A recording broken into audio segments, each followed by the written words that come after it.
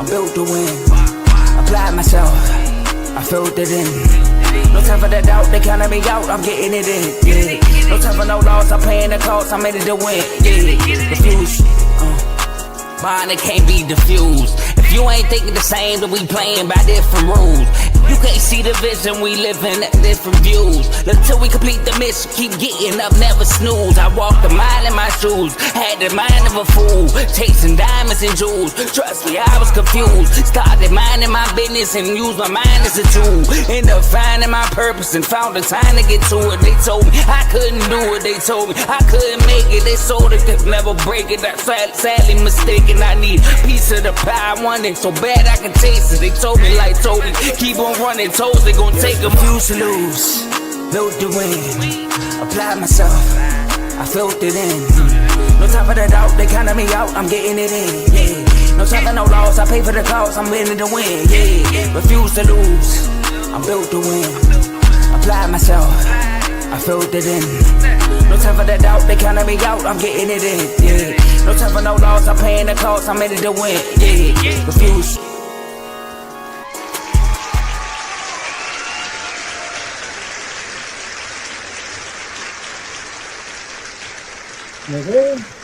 Welcome back, y'all. Welcome back to another exciting episode of Unfazed with your boys JJ and AJ. We here, we live again for Game 6 of the NBA Finals. Today we could be crowning a champion. Today somebody could walk away with the championship trophy, or the series could be pushed to 7 games, and we're here to talk about it all. We're going to have people coming in and out to talk to us about the game, answer questions about their favorite teams. We might even talk a little football during the game. So it should be an exciting episode, man. But before we get into all of that, my boy JJ, Joe Jordan, how you feeling? How you living, man? Feeling good. I'm excited about this episode, being live, watching the game. We could potentially be live and seeing the champion be crowned. I can't wait to see it. If it happens, I'll be excited and be happy that I can share this moment with my boy. So I'm ready to talk sports. Let's get it. Yeah, man. Like I said, it's exciting, man. It's exciting for the network. It's exciting for Unfazed fans. Last episode, man, we went live during the game. It was cracking. Whole game, me and Joe was breaking it down. It was just us two. It came down to a game winner by Tyrese Halliburton. But a lot has happened since then. Now we look up. The Pacers have only won 2 games. But OKC has 3. And like I said earlier, today they have the opportunity, the Thunder that is, they have the opportunity to walk away with the championship in Indiana. Joe, what do the Pacers have to do today to extend this series to 7 games? Number 1, Siakam. Siakam has to be the pressure pusher. He has to be the guy who put pressure on OKC. Siakam, last game, 28. Siakam arguably has been their best player, right? He has been their best player in the series, but I'm talking about the whole playoff run. He's arguably been their best player. He won East Conference Finals MVP. He had 28 points last game, AJ, 14 and 4. Here's my issue with Siakam. There are times when, dang, Siakam cooking. Then there's times, it's like, is Siakam playing? He just disappears. In the last game, AJ, in the second quarter, he went 1 for 5. In the third quarter, he went 1 for 2. He took 2 shots in the third quarter. The game before that, in Indiana, he didn't take a shot in the last 10 minutes. So we need Siakam to be aggressive from start to finish and be efficient. 6 turnovers, that can't happen. He had 6 turnovers last game. That cannot happen. Number 2, Miles Turner. Miles Turner, 13 points last game. Indiana needs one of those big Miles Turner's game. Miles Turner hasn't scored 20 points since game 4 of the Cavaliers series. But every time he scored 4 points, they won. Sorry, 20 points. They 4-0 when he scored 20 points. So he needs to have that type of game. With Tyrese Halliburton being banged up, he might be limited. I'm not sure how they're going to look. I know me personally, watching the last game, if I didn't know he was that hurt for real. Until after the game, they said he was hurt. He looked normal to me, but it was a big deal, so they need other guys stepping up. And lastly, I'm going to put 2 people in one category. Nembhard and Nesmith. Both of them. Continue to be a pest on SGA, but learn how to defend without fouling. Do you know Nesmith last 3 games? He had 5 fouls last game. 6 fouls a game for that, and 6 before that. He fouled out twice in last 3 games, and had 5 last game. Stay on your feet. Keep your hands off SGA. Put a hand in his face, but don't put your hand on his shoulder. Don't be smart. And Neymar, take care of the ball, please. Everybody killing Rick Carlisle, which rightfully so, about not putting TJ Carlisle but putting Tyrese Halliburton. Tyrese Halliburton wasn't the reason he did turn the ball over, but it was Neymar. Neymar had 2 big turnovers in the fourth quarter. He had 4 all game. We had 2 big ones in the fourth quarter. So be smart, make good decisions, and defend without fouling. And I feel like if Miles Turner have his 20-point game, Siakam continues to be aggressive throughout the whole game, and Neymar and Nesmith defense without fouling, they should win this game. Yeah, for me, I agree with you. For me, I think the number one thing is control the turnovers. Now, we don't know the status of Halliburton just yet. I got the TV muted because we're going to be watching it live, so I don't know exactly what his update is.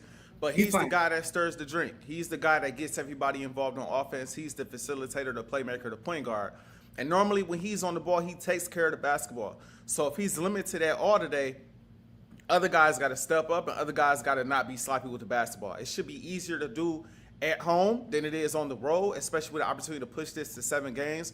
But number one, take care of the basketball. If you get to turning the ball over against this team like we've seen before, they could get it and they could run away with it. Like this could be a 10-point lead to a 20-point lead, even in Indiana, very, very quickly. So that's one thing. 2, it's got to be a committee thing. Again, I don't really know if Tyrese Halliburton is going to play, and if he is going to play, I don't know how healthy he's going to be. So they're going to need a lot of guys to step up. Pascal Siakam is one of them. Miles Turner is another one. But Nembhard, Nesmith, they need Mathurin to have a big game as well. TJ McConnell is going to have to play big and get big-time minutes for sure. They're going to all have to play a really solid game. They're going to all have to shoot effectively and play hard defensively. And like I said, Halliburton could be – I'm expecting him to play, but I'm not expecting him to be Halliburton. I'm just – the calf injuries are tricky. Last game he played through his injury, he didn't play well. He didn't have a single field goal all basketball game. So, that a lot of guys going to have to step up and help him out. Maybe if they can step up and help him out, he don't have to do as much. He don't have to play as hard and log as many minutes. Maybe he could be a little bit healthier if you win this game, get into a game 7. But my biggest key for the Pacers, hey, man, you got to figure out what you're doing with Jalen Williams. You got to figure out what you're doing with Jalen Williams. Jalen Williams cooking.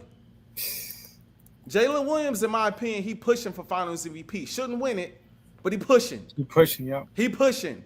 He cooking. Last 3 games over 25 points. Last game 40 points. And granted, I was a person that was very critical of him before. A big part of the reason why I didn't think OKC would get this far is because I wasn't sure about him. I'm like, I know what SGA brings to the table. I know what, Chet might bring to the table as a third option. I know what Caruso's going to bring off the bench. Heck, I know what the coach is going to bring. I kind of know what everybody going to bring, but your number 2 is your biggest question mark. And when your number 2 is your biggest question mark, I have a hard time picking you to get far in the NBA playoffs because you need your number 2 to play big. He has stepped up and showed out. It's been a little inconsistent throughout the playoffs and even to start this finals. But these last 3 games, that boy got his rhythm. He's confident. He's playing at a high level. So who gonna check him? Nembhard? Pascal? Obi Toppin, who also needs to have a big game today. Who you got? Are you gonna throw multiple bodies at him? Should the Pacers focus more so on him than SGA this game? I would. SGA might go for 35, but maybe if we could slow down to number 2, we could slow them guys down in totality. Because really, right now, he is the X factor.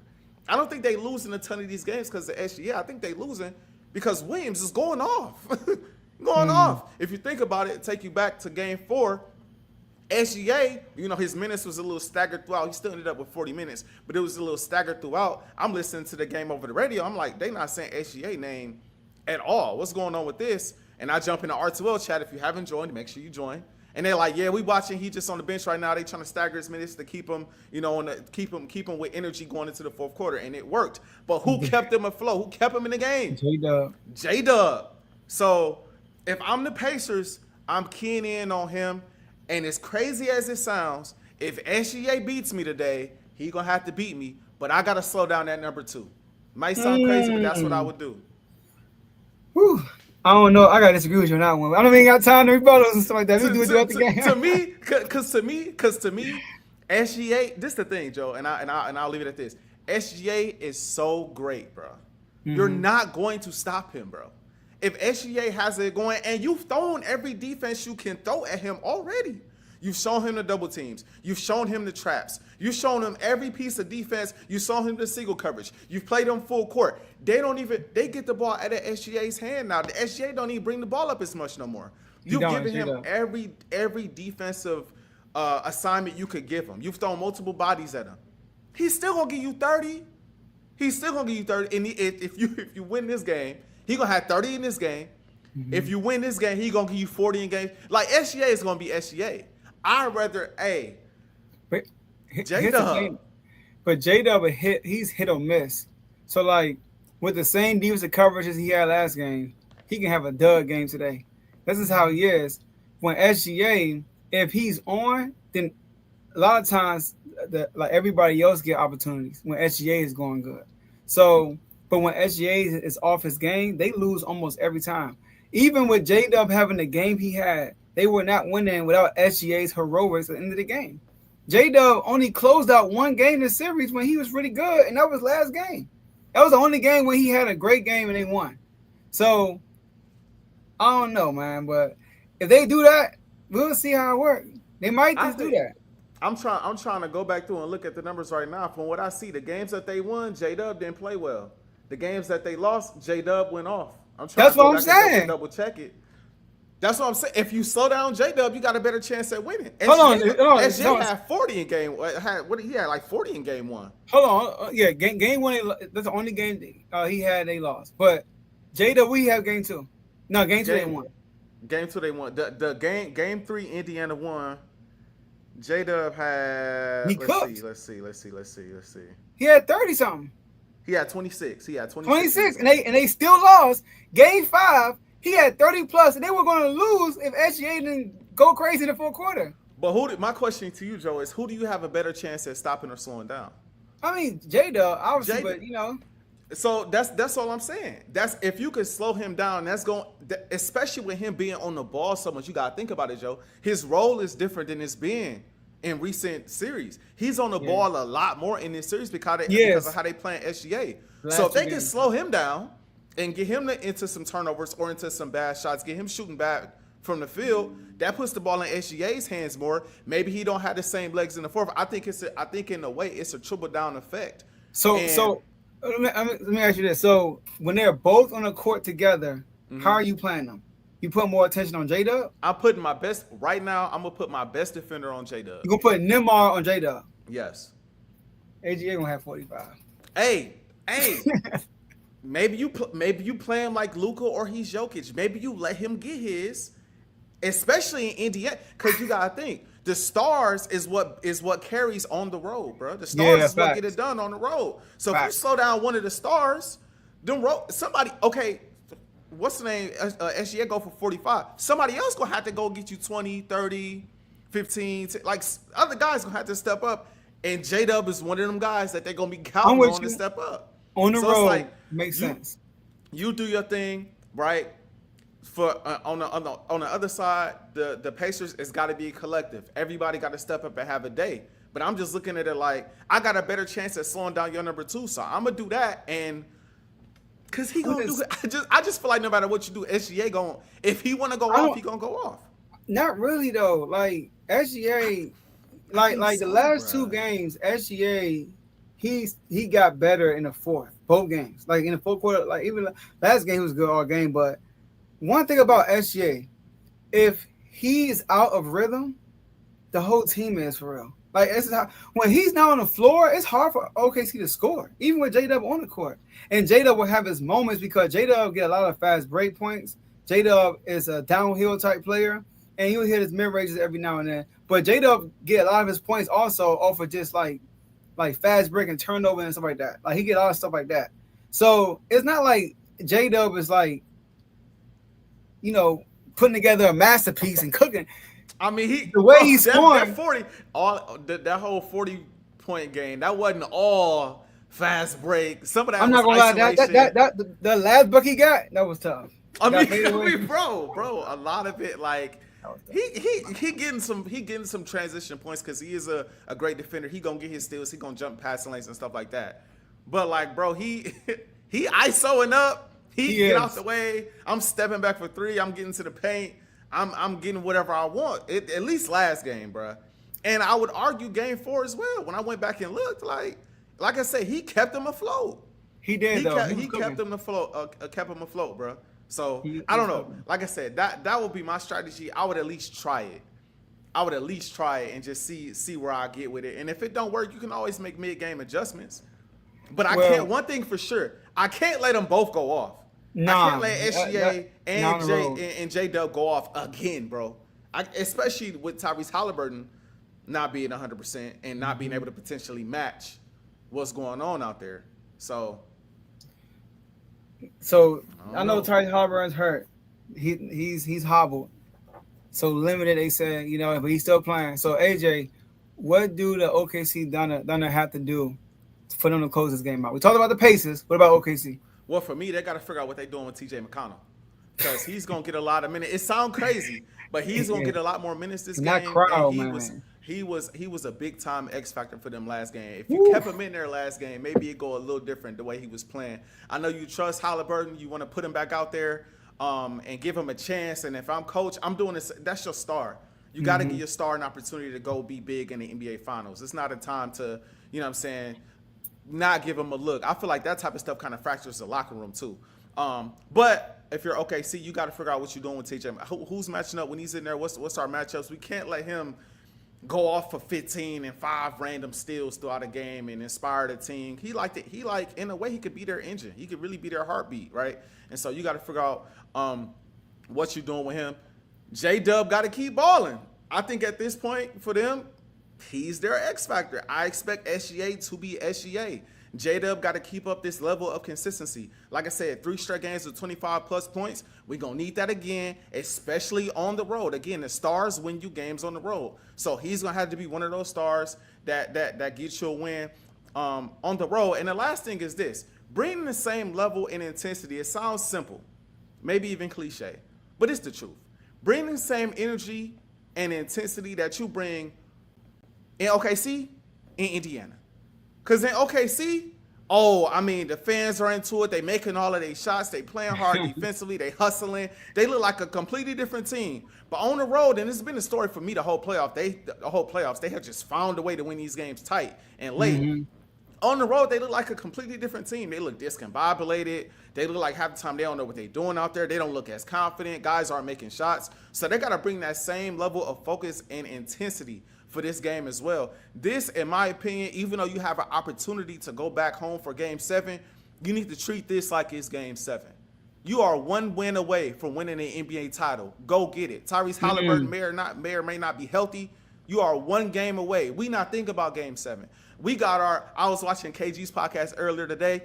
Man, you got your party shorts on. You got wine and drinks in the back. You know what I mean? You got your hats on. You make it plain. You texting your wife and your fiance, hey, after the game, this is the spot. Like, let's get it. This is where we go win the NBA championship and get up out of here. We not giving these guys the opportunity to come back home to win the Game 7 on our home court, because even though I have confidence in OKC in the Game 7, anything is possible in the Game 7. Anything. You don't want to leave it up a chance. Go play this game with the level of intensity that you need in order to win, and I think they can. I think they'll get it done. Facts. Yeah, man. Number 1, attack Tyrese Halliburton. Attack him. I mean, he's hurt. He threw it out there. Look. Maybe I'm different, AJ. Maybe I'm just different. I don't know. But it bothers me when players say, like, I'm gonna do it. I mean, like he was in my practice. I practiced. I did what I can. Like, he sounds so defeated. You know what I mean? Like my thing. Like I said, when I watched the game, I couldn't tell he was hurt. I watched the game. I could tell somewhat probably, but I didn't look at him like, dang, like, he can't move. He hurt. That's not how I looked at the game. I looked at it like you played poorly. You played poorly because you were playing poorly before the games, before you got hurt. And you've been playing poorly the whole series outside of the game when you hit, and that one game when he outplayed SGA statistically. But outside of that, he's been – so attack him. When he's on the floor in Game 5 when he got hurt, when he's on the floor, defensive rating, 128. When he's off the floor, defensive rating, 100. He's a minus 13 on the floor. They're a plus 2 with him off the floor. So they're better defensively without him on the floor. When he's on the floor, attack, attack, attack. Number 2, come on, man. Your boy said in the chat. Chat homegrown. He has to get out to a quick start. I remember against Minnesota, he had back-to-back 20-point games to close out the series, and he was the fire igniter in both of those games. Like, he got buckets early, and especially in that game 5. He's saying game 7. My bad. He got him out the way in 5 games. But in game 5, he ignited that spark in that whole game. So I need Chat to come out with some energy and start the game off hot and on fire. And lastly, SGA. I know you saying J Dubba, SGA, you're Kobe-esque. All I know is when Kobe goes to a closeout game, he closes it out. That's all I know. I don't care if it's on the road. I don't care if it's at home. I remember the Phoenix game. He went to Phoenix. Guess what? He closed them boys out. Grant Hill, got it. Talk about it. Hit the coach in the backside and go back. Oh, right. Right. I remember Denver playing against Carmelo. We gonna end this right now. That's what Kobe does. SGA needs to do that. Like, AJ, you just said it. Imagine you in a situation. You can either win, you can either lose and play another game and still practice and do all this extra stuff, game planning, or you can win and go party right after. Like, I'm talking about right after. It's champagne waiting for you, all that stuff. Mm-hmm. So, SGA, you're the MVP. You're having a legendary season. Let's close it out and get this done.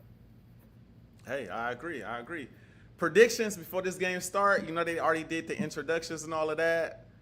Do you got SGA and OKC winning and we going to see a champion crown tonight? Or Pacers pushing it to 7? Let me know, Joe. Let me know. OKC. OKC winning tonight. I know you already said OKC, but I want to ask you, I think the betting line is OKC +6.5. No, -6.5. Which is, we're going to say 6. You think they're going to win by 6 or more? I ain't gonna lie. I think they need to win this game by like 10. Dang. I think it's gonna be a close game. I think they may need to win this game by like 10. I think if Halliburton is not 100% and you let them hang around at home, you're in trouble. Because that means they have that confidence and they feel like they ain't like if he's not 100% and he not scoring, he not aggressive, he got to sit down. Y'all got to go for the jugular, bro. Y'all got to go for the throat. Make them feel like they don't belong on the same court, bro. Because if they have that confidence late in the fourth, I get nervous, bro. I ain't gonna lie, I get nervous. So I'm picking OKC to win.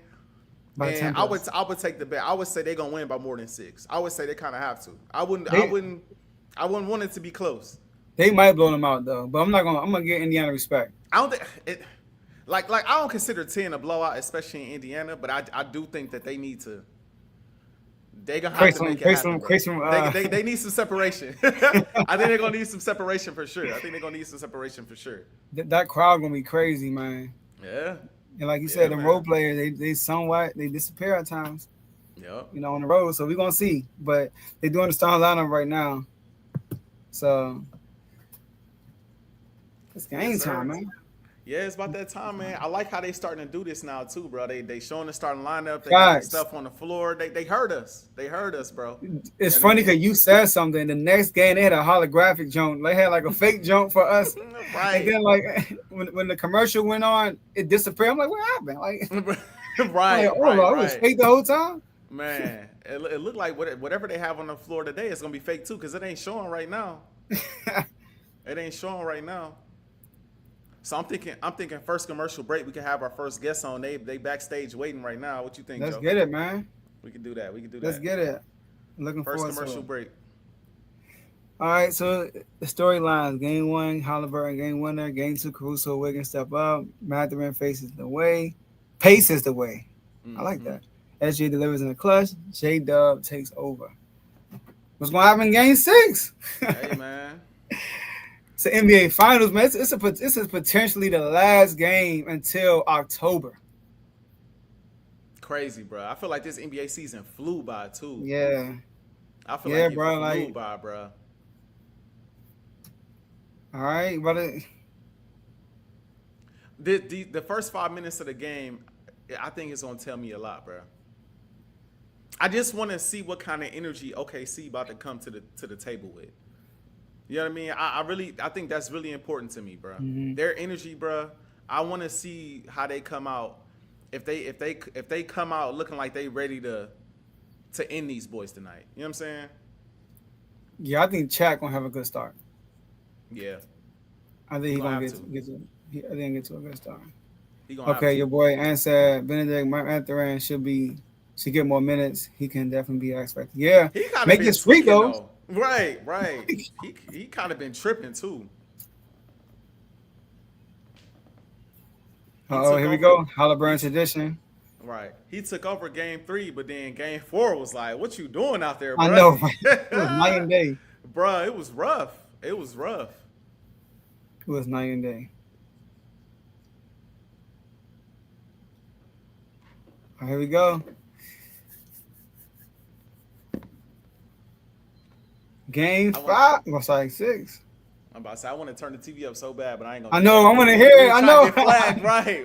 I know. Same. Trying to get flagged out here. All right, jump ball. Let's get it. SGA with the ball. All right, let's get these comments down, cause no spoilers. I know. Chat, I told you he gonna. He missed. But Chat, see, having those 2 7-footers in is really big for the offensive rebounding. Bro, already. Turning the ball over? Oh, okay. They got it back though. Ty said if they get blown out, he going to sleep. Who said that? Ty. I think they're gonna hang in there, bro. I think they're gonna hang around, but we gonna see. I know. I want to see a close game. I don't want to see no blowout. I mean, I feel like we good luck too, man. Last time we did this, it was a game winner, so you know. Mm-hmm. You know what I mean? That was tough. Talking about the game winner or this play? Yeah, the game winner. No, that was super tough. That was super call? tough, bro. I didn't hear it. Were they inbounding the ball? Just now, no, it's bring the ball up. I don't know. They tee somebody up or something this early. No, I think he was. Ooh, okay, Miles. Look, that's my both my X factors missed the first bucket. I had Miles Turner scoring 20 in check. You was ready to geek him up too. Okay, Miles. Oh, SJ turned the ball over. Tyrese looked healthy, bro. I don't want to hear it. My man was backpedaling full speed. Ooh. He just looked like last game to me. He looked like he was just missing a bit of his explosiveness. No, he kept selling for 3. He selling for 3 too much to me. All right, J-Dub. Ooh.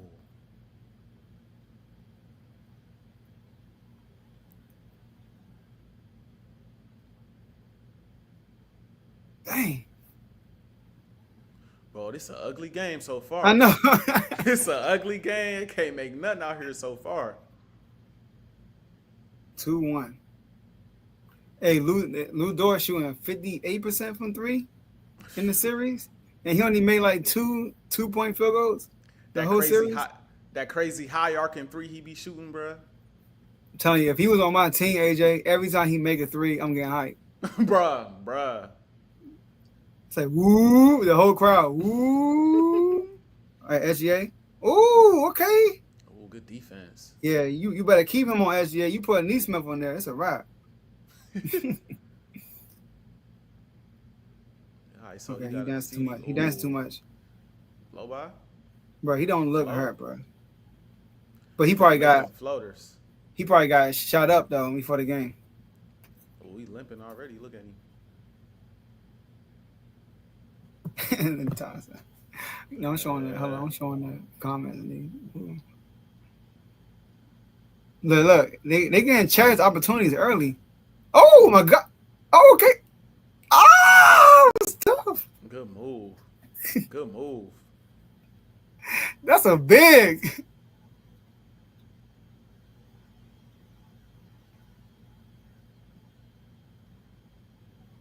Ooh. But I say they need something, bro. They need some free throws or something right now, bro. Yeah. They need some free throws or something right now. You know what's funny? That was actually good defense. It's just he's too tall. Mm-hmm. Yeah. Yeah. 7 foot. His wingspan looked like his like 7'5", somewhere around in there, bro. Like his wingspan looked crazy. Crazy. Bro, next year we can get OKC Spurs first round. And it'll be Wemby versus Chet. That'd be nice. That would be crazy. Nice. All right, 4-2. Like you said, J-Dub running the point. Mm-hmm. Oh my gosh. Fuck it. Uh-oh. He come in this game cooking, bro. It's gonna be tough. I'm trying to tell you, Joe. If he come out cooking again.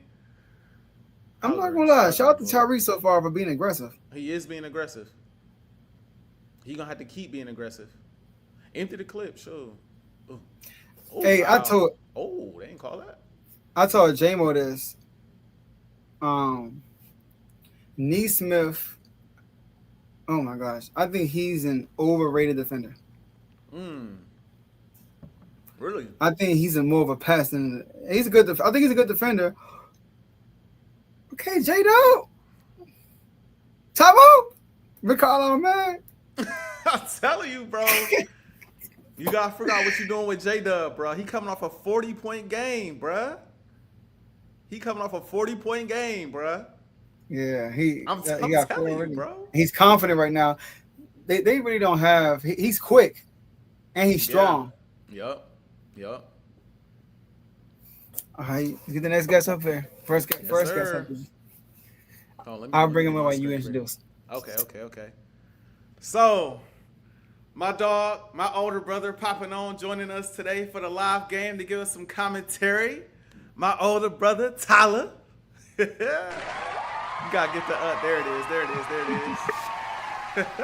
is. What's up? Man, how you doing? How you feeling, man? I'm good, man. I'm excited about this game. Yeah. Trying to see what everybody do. I feel that. How you feeling about it? Start off shaky already, though. They definitely looking shaky, bro. They shaky right now. They definitely looking mad shaky, man. That palms a little sweaty right now. I don't know. Yeah. It's still early though. You know what I mean? They at home. They got a chance to right their wrongs. You know what I mean? Early on, but. How you feeling about the series as a whole? I know you predicted. I don't think I said this live. You predicted that the Pacers was going to win the series in 6 games. Ooh. So how you feel about this series right now? Honestly, I mean, like you said, the beginning is going to be telltale because if Tyrese ain't pushing it, because he the engine to the whole thing, So if he ain't pushing it, then I don't know. I think that they gonna be put out this game, honestly. You know what I'm saying? So we're gonna have to see. We're gonna have to see how his leg doing. He look all right. Like he shouldn't have no excuses, honestly. He should just continue to be aggressive. And I think if he's aggressive, he can get people into their spots. I feel like they can pull this out, but ultimately I do think the Thunder probably gonna pull it out in 7 if they do. So I got one more question for you before I pitch it to you, Joe. So looking at this series so far, them being down 3-2, my kind of hot take is like Jalen Williams might be the main reason why they down 3-2 right now. Like he's the X factor. Would you say it's more so him or SGA? Because remember SGA had that huge 15-point fourth quarter in Game 4. Yeah. So you think it's more SGA that's willing them right now, or you think it's more Jalen Williams being the X factor? The thing about SGA is SGA gonna be himself. Like his point's gonna be there regardless. Like he gonna do his thing. Right. But the others got to step up. You know what I'm saying? Like if the others ain't stepping up, then it's they gonna have games like Game 1 or what was the other one? Game 2, whereas it's like they kind of lost control. SGA was still there, but the rest of them weren't shooting. They weren't hitting their shots, and so they couldn't pull out those games. So I think J-Dub, him stepping up, dropping that 40-point game last game, vital. They needed that. They definitely needed that. And it seemed like the team, they feed off his energy when he's scoring and when he's aggressive and all of that. So I think J-Dub is really the X factor with this one because SGA, he gonna be himself. Mm-hmm. That's So right. exactly what That's you right. said. Joe, what you got? What you got? Yeah, I want to talk about the Bucks. You know what I mean? I mean, from Yeah, Milwaukee, you a Bucks guy. I yeah. mean, I'm surprised you rooting for the Pacers and they beat y'all in the first round. You know, Yeah, but I've been hating on the Pacers this whole time. You know, I've been hating on them. Every time it's like, nah, they got to be put out. I can't believe they here this far to in the finals. You know, so like Mhm. I've been rooting against them, but I've seen them so much just kind of pull out improbable wins. You know, Mhm. and so I just kind of jumped on the bandwagon. Like, all right, I mean, maybe this they destiny. You know, kind of one of those destiny teams kind of situations. So Mm. you know. Yeah. But yeah, I was pissed they beat the Bucks though, man. I feel you though, because for the viewers, the game back on, so we multitasking. But as you can tell, I'm a Kings fan, very rare. I'm probably the only Kings fan you ever seen on ever. But I we know. lost to the Warriors. We lost to the Warriors. I started room for the Warriors. I'm like, if a team gonna win a championship, let it be the team that beat me. Exactly. That's how I look Yeah. at it. That's how I look Exactly. at it. So I've been like, saying the whole time they've been like, you know, Giannis about to leave because they lost in the first round. It's like, man, the Pacers get to the finals. It's like, can you really be that mad? You know, it's like we lost exactly, to yeah. the East Conference champs. Like, Mm-hmm. you know, so Facts. one of And those they beat things. the Cavs on the way there. They beat the Knicks on the way there. So they earned their right to be where they at.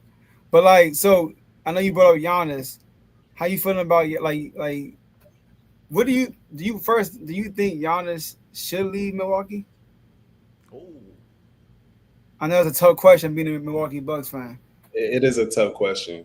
Um, honestly, I don't want him to, but if he wanted to, I wouldn't knock him. I wouldn't knock him. The Bucks, they mortgage their future so bad. Like we ain't got no picks. We don't really got a lot of wiggle room.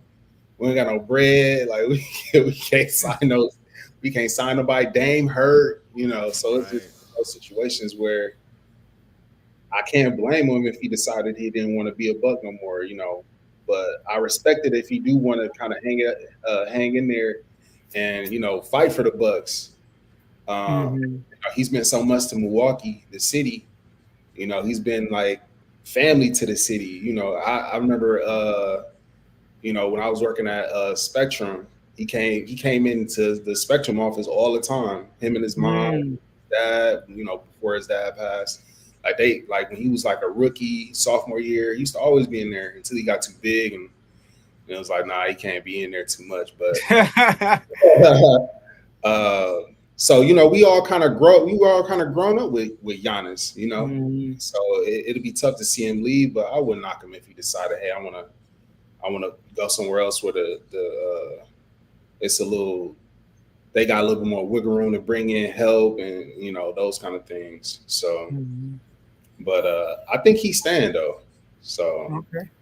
Yeah, yeah, the last few reports I seen, they were saying that he most likely gonna stay. That's what I've Yeah. seen. I don't. They say he not completely ruling out leaving, but for now, he talking about staying. So, and I like the sound of that. I really do. What you think I the Bucks respect it. need? Yeah, yeah. Yeah, I respect it. Hey, Because AJ. that's around and win another ring like that. That ring, the value of that ring gonna be, you know, it's gonna be priceless because you stayed Facts. there and you stuck it out, with your existing team, a small market Mhm. team where people was doubting you, just like the first one. Hmm. Mhm. And it's they call time out. Hey, then all right. If y'all the Pacers came back. They are up 15-12.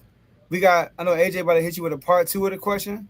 Let's hit We that could. I part could wait two till. I could wait till commercial break. commercial break. Wait till Yeah, commercial break. yeah. Yep. Yep. Because the Pacers, blink of an eye, they got the lead. Hmm.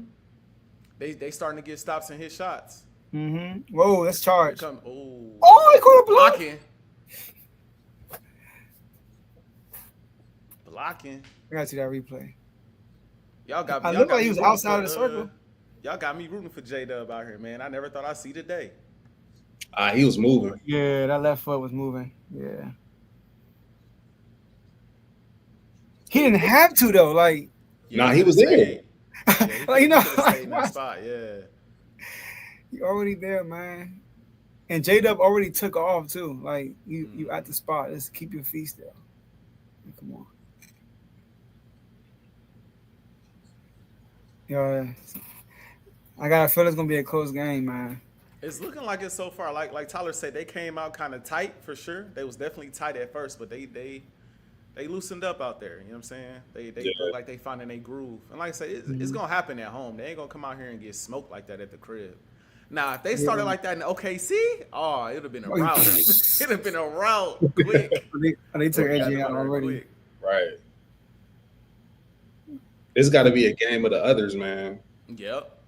It's got to be a game of the others. Like Math, he got to step up. Nate Smith, he got to hit it. He got to do his thing. Miles Turner.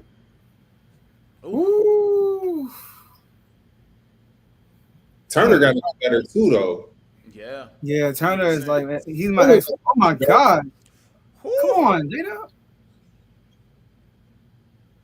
I haven't seen that push shot all series. He was boogieing though. You seen that? Yeah. He was boogieing out there, boy. Okay, good defense. All right, man. So Tyrese be selling for three a lot. I seen a. He do look healthy though. I seen a graphic online where they was showing Holly's shot chart. Mm-hmm. He ain't hitting nothing going left. Like Yeah, I saw that. You seen that? Yeah, I seen that. That's insane. Yeah. Look at this comment right here. Shout out to Tyrone. He and the other Ty. He put this comment right here. Holly can't make a shot from the left. Yeah, that's how it's been looking. That's how it's been looking for sure. You don't even realize it when you watching though. You don't really realize it as you watching, but when you see the shot chart, it's like, dang. It's another crazy stat out there too. Like his first shot determines how his game's gonna be. Like if he make his first shot, he's more aggressive in the game. Y'all know though, as scores, that's kind of how it go though. That first shot feel good. It's gonna be one of them days. Ooh. Oh man, it's Ooh. All right. Okay. Why do it feel like they up by 10 though? Right. Let's go, Reggie. It feel like they up more than that. All right, what about seven? Reggie with the tuck shirt and his jeans. Right. Come on.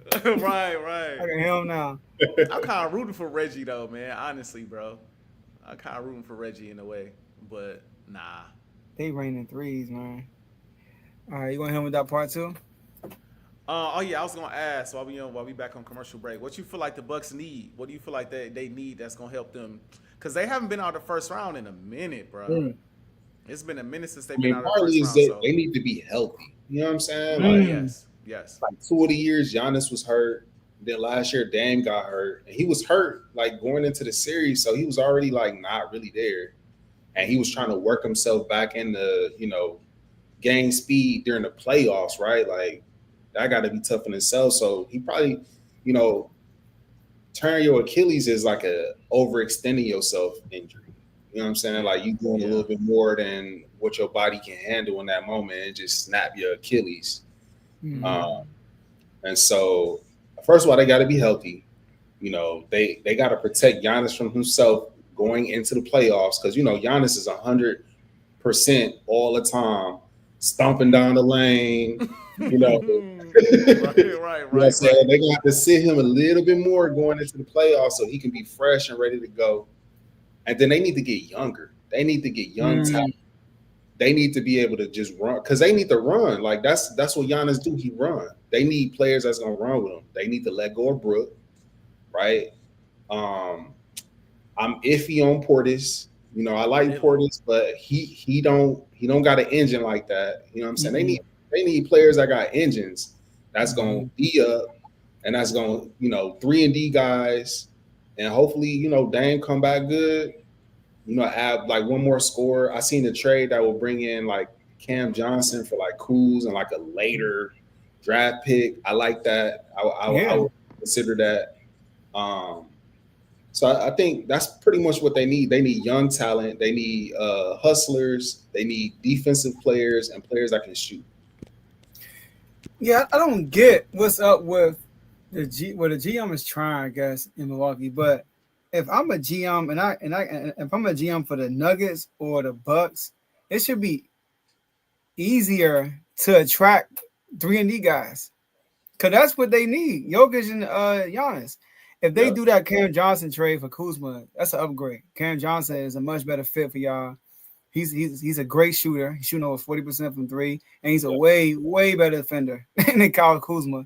So he'll fit perfectly. But I know the Nets being very stingy with him, though. They asked for a whole bunch of draft picks just for him to leave out. I mean, we just saw Mikal Bridges leave for what, 5 from that same team?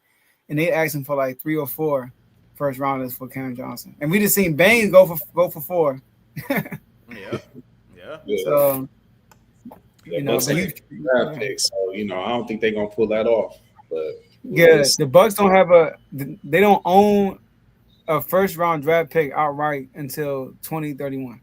Yeah, and they trying to get that up. Right. I feel you. They tripping. Last thing before we let you go, I want to quickly ask you about your Packers, y'all off season. How you feel like y'all gonna do this year? How you feel like y'all gonna do this year, man? Packers fan. Yep. Dang. Fan. How was that conversation after last? Go ahead. Dang. I think we're gonna be straight. I think we're gonna be pretty good, man. I think we're gonna be a contender this year. Love got another year under his belt. They done drafted a first round wide receiver. Our receivers been, drop. Well, didn't we lead the league in drops this year? Like our receivers? Y'all was up there. I think we led the league in drops. Like our receivers been dropping the ball. Hopefully this new fresh talent come in and put a little pressure on them to perform a little better because spots can be taken and lost.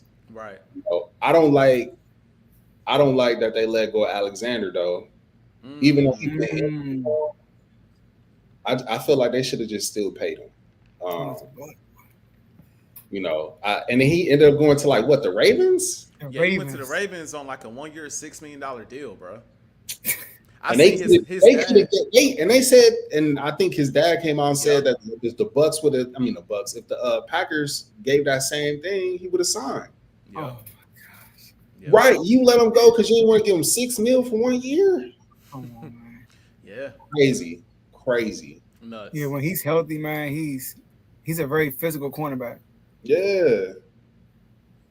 He's one of the best in the league, bro. One of the best in the undeniably. He's one of my favorite cornerbacks, though. Yeah. I'm not sure why they decided to let him go. I think that was a mistake. I don't think they liked his personality after a while. Oh yeah, I think that's a big part of it. I think that was a big part of it that they didn't like his how he is, bro. He could be very extra. They didn't like when he went out there for the They didn't like how he went out there for the coin flip and. Oh yeah, that was wild. He like a CJ. Right. GJ. The Packers, they like another Patriots kind of a team. Like they not on that level, whereas how Bill had the Patriots, but the organization, they real tight knit. They don't really like extra, So I get it, but I still, you don't let talent like that leave out the building for $6 million a year, bro. Like what? Yeah, that's facts. I just think it's so, y'all being brothers, you being an Eagles fan, you being a Packers fan, y'all playing the playoffs. Your GM or owner, whoever came out, hated the tush push. It's like so much between y'all two things. Right. Literally, bro. Literally. I think we play y'all week 2, Monday night, I think, or Sunday night. The Packers. Oh, okay. Yeah, Jordan. Jordan Love is actually one of my guys. I was defending him year 1, his first year starting. Yeah. He started off so poorly. And I was just like, I remember the Lions game, the first one, he looked so bad. And then second half of the season, he just went to another level. Yeah. So he got opportunity, but he was hurt last year. It was last year was crazy. Against the Eagles. Yeah, bro. And then y'all won, I feel like every game except for the division games, against the Lions and Vikings.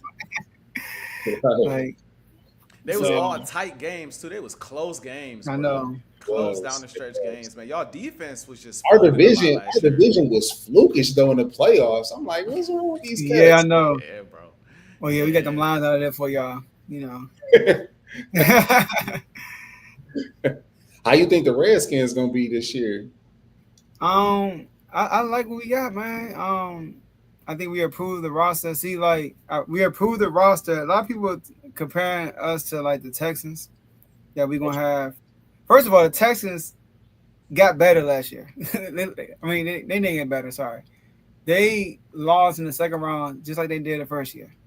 But the difference I feel like between Jaden Daniels and CJ Stroud, number one, is he's a playmaker on the run too. Like CJ don't use his legs. So that dual threat aspect of Jaden Daniels is dangerous. And just the type of person he is. Like he's one of them ones that the moment is not too. Hey, did SGA score yet? Or he had one layup, right? Yeah, I think he only made a layup. Yep. Yeah. But Jaden Daniels, he's one of them guys that he has a mindset, he has a work ethic, he has a talent, but he has a poise too. You know, like I was thinking about Lamar. We brought the Ravens. I was thinking about Lamar. And it's not a coincidence that Lamar be having his worst games in the playoffs. And I'm a big Lamar fan. Like, but I was thinking earlier today, I was like, Lamar Jackson, he has literally his worst games of the season in the playoffs. Like he was good all year. And he had two turnovers in the first half. Like, what you like? Yeah. And then it's because he said himself the last year, when they lost to Chiefs, he was jittery. Like that's what he mentioned. Like he wasn't nervous, but he was anxious.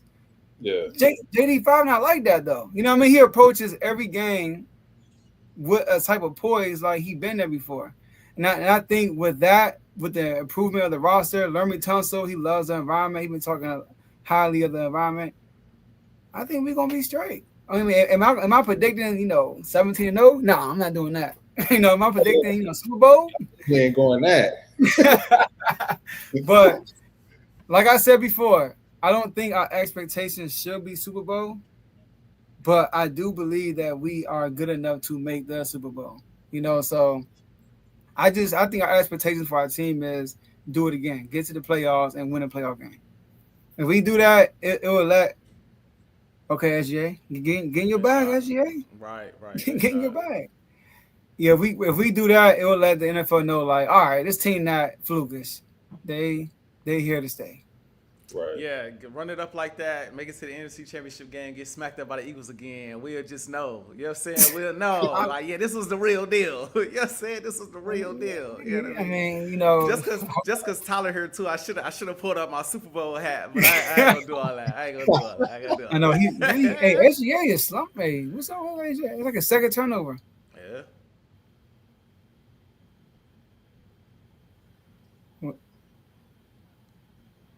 He got so quiet. Everybody waiting to see what happened. Right. Ooh, foul. He got fouled. Look, he's gonna do this thing. Look. Right. That man stay on the ground The whole game, bro. the second count each time. It looked like, oh no, never mind. I was about to say, it looked like a jump ball at first. Ooh, no, that's a foul right there. That's a foul. Definitely Yeah. foul. Look, Siakam knew he fouled on. He put his arm out like that. Yeah. And SGA, he gonna jump all over the place, hit the deck. He got 4 points, 3 turnovers. Not good in the first quarter. Missing free throws. Yikes. As long as he there for him in the fourth, they'd be good. They just need, like I said, Jalen Williams. Keep doing his thing, keep him in the game. They'll be straight.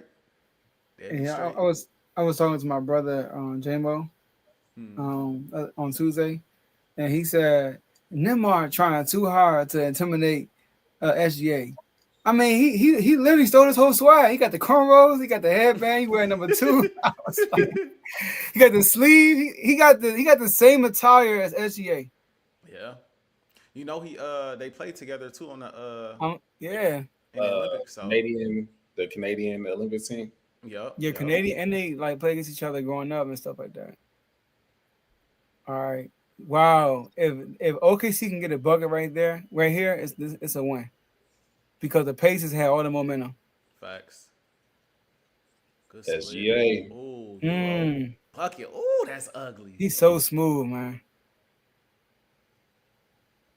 Oh, wow. Oh, Well, thank you for coming on today, my dog. Older sure. bro. Thank Definitely y'all for having appreciate me. you. Yup. Appreciate you and your insight, man. Absolutely. Always a pleasure, man. Anytime y'all want to have me, let me know. Got yes, you. sir. Got you. Oh, yeah, Most we're definitely. gonna have you on again. Believe that. Especially when we find out what Giannis doing. If he's staying or y'all make a big move, we need you to come on. All right, bet. And then we gonna do this throughout football season too. So we probably Okay. pop on here and there throughout the football season. Maybe big time Packers game, big time Commanders game, big time Eagles game. Would love to hear your thoughts, man. All Do right. y'all play them? The Packers. Yeah, we We do do. play the We play the whole Packers. division. We We play Yep, the do. whole yep. division. We Yeah. play Yeah. the Packers. I think we play the Packers later in the season. We got done week 2. Okay. Oh Okay. yeah, so Sunday it's night. perfect.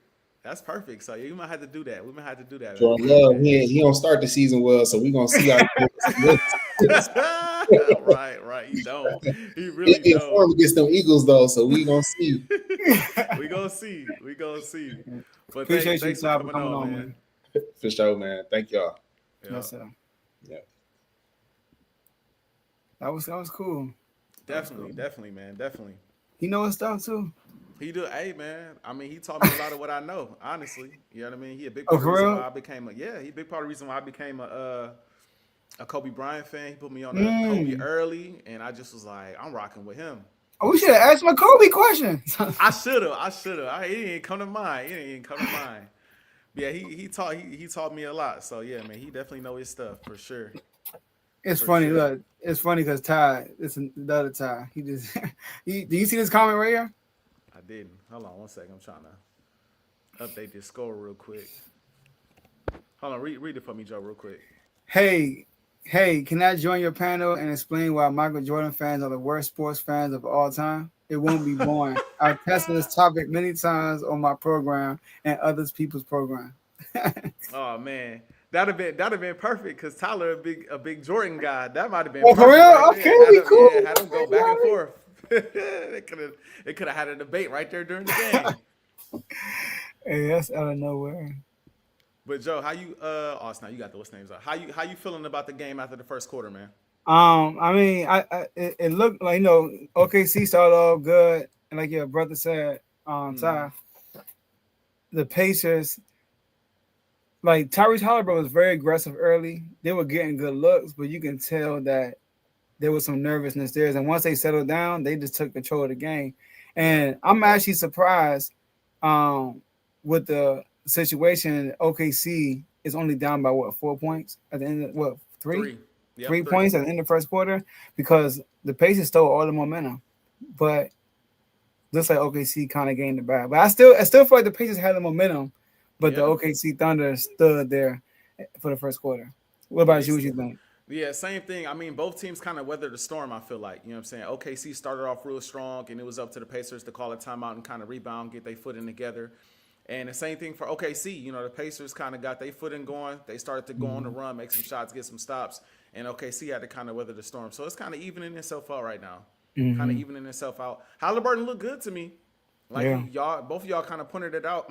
He looked healthy to me. He looked healthy. So, man. I expect him to stay aggressive. Obviously, you got to be, balancing out on the sideline, asking him how you feel. But it's clearly, it don't look like, knock on wood, God forbid, it don't look like no Kevin Durant type of situation where it's like a quick move here, you know what I'm saying? So or Aaron Gordon. Or Aaron Gordon, yeah, exactly. It don't look like that. It don't look like that at all. So, he looked good, and if he's playing well, you know what I'm saying. Even if he's not 100%, but he's okay enough to be out there. If the game is tight come the fourth quarter, he's still a massive threat. He's still a huge threat. So, ultimately, you know what I'm saying, we'll see. But another big time shot from SGA right there. Yeah, he getting in his bag, and we can get the next guest up. Next commercial break. I about to say next commercial break. Yep. TJ McConnell, he said he one of their X factors. He definitely one of their X factors. Oh, he open. Oh, he never shoot. Oh, come on, TJ. Oh, they call foul. I'm about to say, Okay. I know he ain't just missed that layup like that. Yeah, you got what? Dang, that spin move was perfectly timed. Cause I think Wiggins tried to swipe for the ball. He sure did. Yup, he sure did. They ain't got no turnovers. Big Hey, key, bro. Don't turn the ball over. Big key. am I tripping or Siakam's been quiet? He has been a little quiet so far. I haven't But called his everybody, name. but everybody else been kind of stepping up though. So Mm-hmm.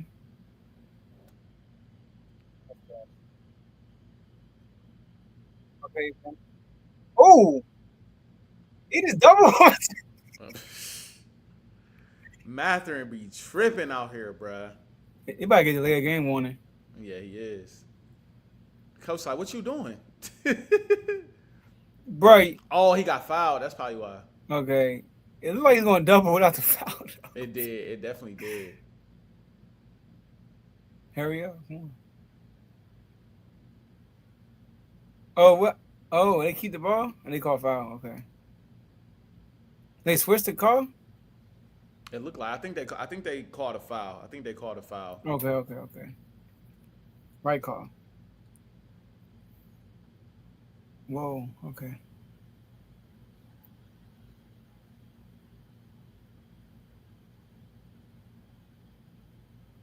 Yo, what are they running? Siakam do be mad passive, bro, and he got a small. He be having smaller defenders on him and everything, Yeah. bro. I know he just had Wiggins on him. What are you doing? Mm-hmm.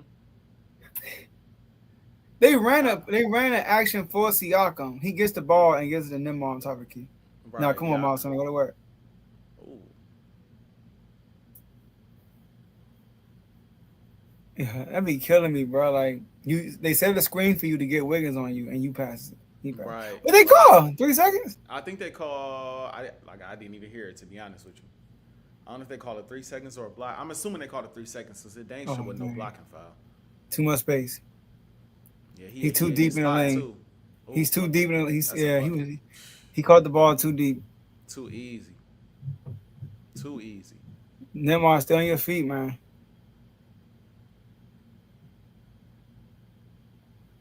Come on, Turner, man. I don't know what be up with him, Joe. I don't know what be up with Miles Turner, bro. Here's the thing, though. He got that man. Fade. And then it's like crazy. Turner out of control. When he just drove on Chat, he was too out of control. When you're bigger than Chat, just body the man down the lane and get a easy layup. That's what Siakam be doing. When Chat on him, he dip his shoulder. Yep. Oh my goodness, get out of here. Good move. J-Dub is on fire. Man. All right, get the next guest up here. Yes, sir. Next up, we got my dog Ant coming on. My boy, big SGA fan. You know what I mean? Yo, can y'all hear me? Yes, sir. Yes, sir. Man, it's a How you pleasure, doing? How man. you It's feeling, a pleasure. man? I'm chilling, man. Just watching the game. OKC kind of pissed me off a little bit, but it's cool. What's making you mad? What's irking you about how they playing right now? I just hate how they show their youth. So like you can see their youth at times with their decision making. I just wish they can just put the pedal to the gas or whatever they say. But yeah, they're a good comeback team, but they show their youth so much with their decision making, with their shot making. Sometimes SGA can just overshoot. Like, bro, swing it sometimes, bro. Just swing it. I know you SGA. But like swing it, man. Just get somebody else going. But they defense is so good. I love the way they play on defense, how active they be, so it make up for it. But they be showing their youth so much, bro. I feel that. This a full circle moment for you though, because I know you've been an SGA guy for a minute. I remember like I think a summer or two ago, me and him was debating on who was better between him and Luka. Like I'm saying I'd rather have Luka. Insane. Yeah. And I was saying I'd rather have Luka. Like I'd rather have Luka than SGA. And he was like, nah, bro, I'm taking SGA. And we had a long debate about it. So now it's full circle. SGA in the finals, Luka at the crib. Like how you feel about him as a player, just in general? I just want to say on record, even though I said it to you before, Luka is the worst defensive superstar I've ever seen in my life. Yeah. I just want to put that on record. But it's cool to see SGA. I didn't think SGA was gonna be this good, bro. Seeing him Mm. from rookie season from with the Clippers and all of that stuff, like we seen promise, but MVP in this type of fashion, I didn't think he was gonna be this great, bro. So it's a sight to see, and it's always cool to be right about somebody, like you know what I'm saying. Right, right, But right. man, SGA got it, bro. I love the way he presents the game at times, I feel that. I feel that. for You sure. want to throw up some questions, some KD questions, real quick, Joe? Yeah, I heard you a KD guy. Yes, sir. But you know what I'm saying? Keep it cute though, like keep it cute. Like you know what I'm Okay. saying? No slander, no KD slander. Nah. I got you. I'm a KD guy too. I like KD. All right. So KD obviously is right now. It's an NBA Finals and a KD sweepstakes. That's what's going on right now in the sports media world.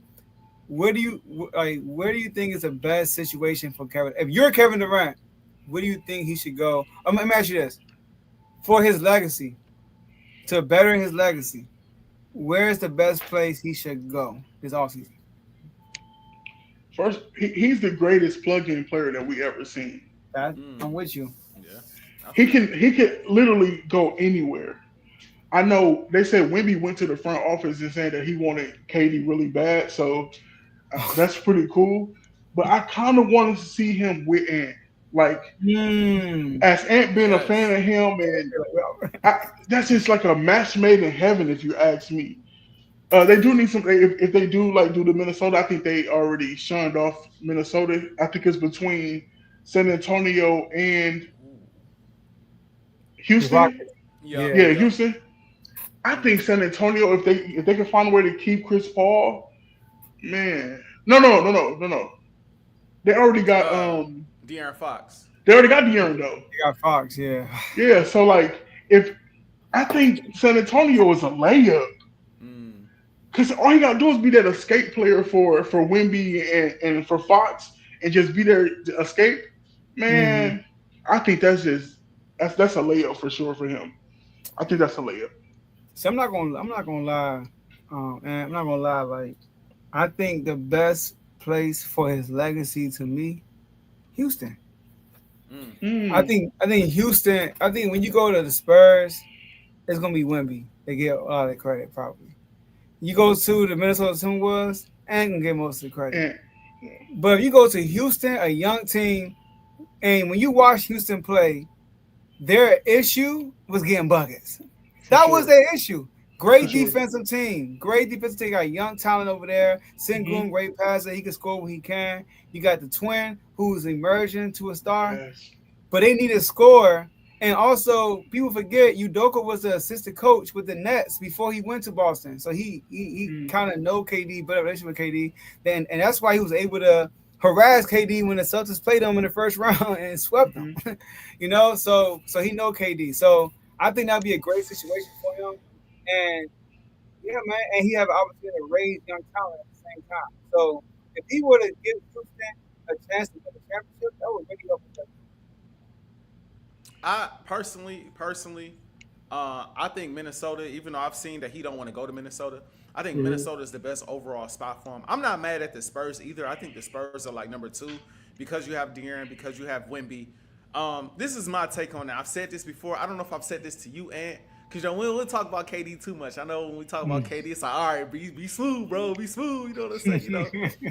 But my take on KD at this point in his career is I wouldn't. If I'm a team that's a first round exit so far, or a team that hasn't made the playoffs, I'm not looking to go add KD because I don't think KD is a needle mover to the point where he can get you to the first round to the NBA Finals if that's the goal.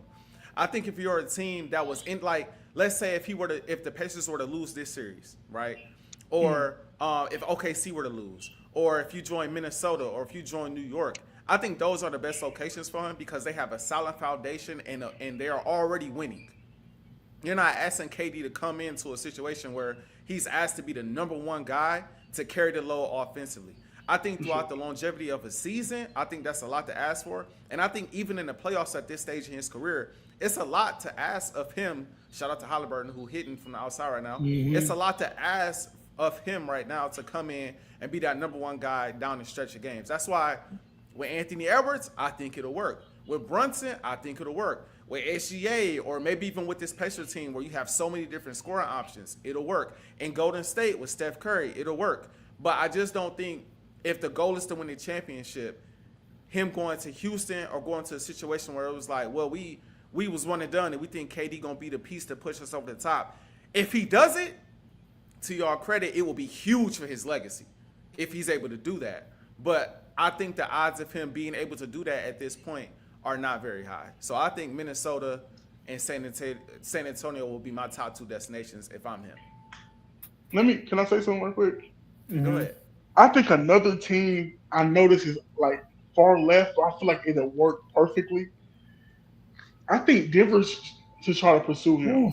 Ooh. I think him and Joker would feed families.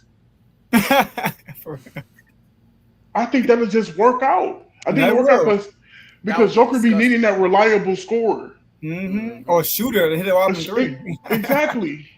I think that'll work out, but I don't think that's even in play.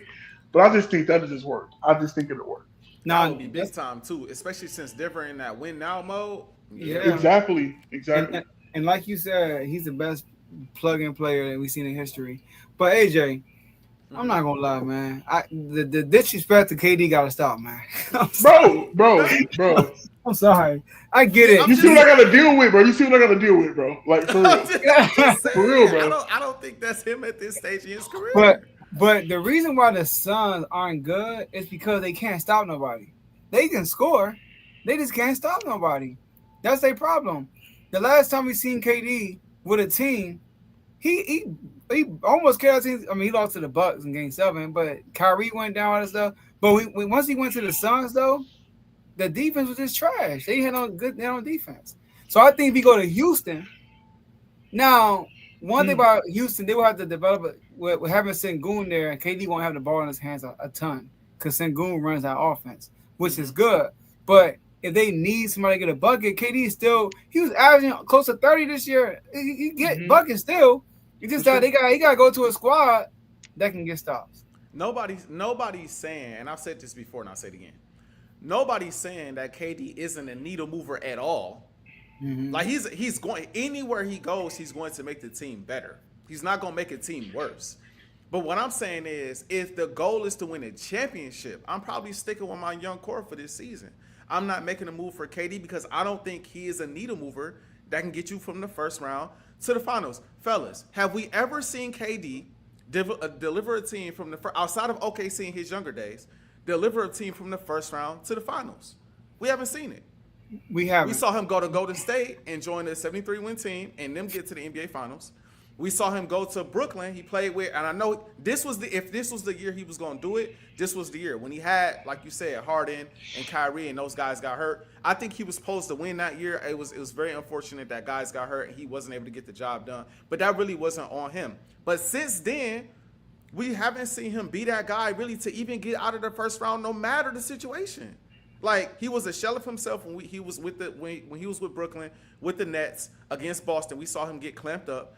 We saw him with the Phoenix Suns. They got swept by the Timberwolves. I believe they got out of the first round one year, and then he didn't look the same quite in that series against Denver either. Like, I just don't think I don't think at this point it's a knock on him. I don't think LeBron James is the number one option on the championship team. I think Steph Curry at this stage in his career needs he needed Jimmy Butler to come in and really be like a go-to number two in order to get them over the top. All I'm saying about KD is at this point in his career, he's not a guy that's going to move. He will move the needle for a team that's on the cusp.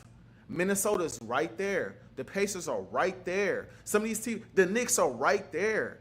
But the Rockets, I'm telling you, they're not adding KD and going and winning the championship, y'all. He gonna make them better. He might get them to the second round. Minnesota ain't doing it either. You said what? Minnesota ain't doing it either.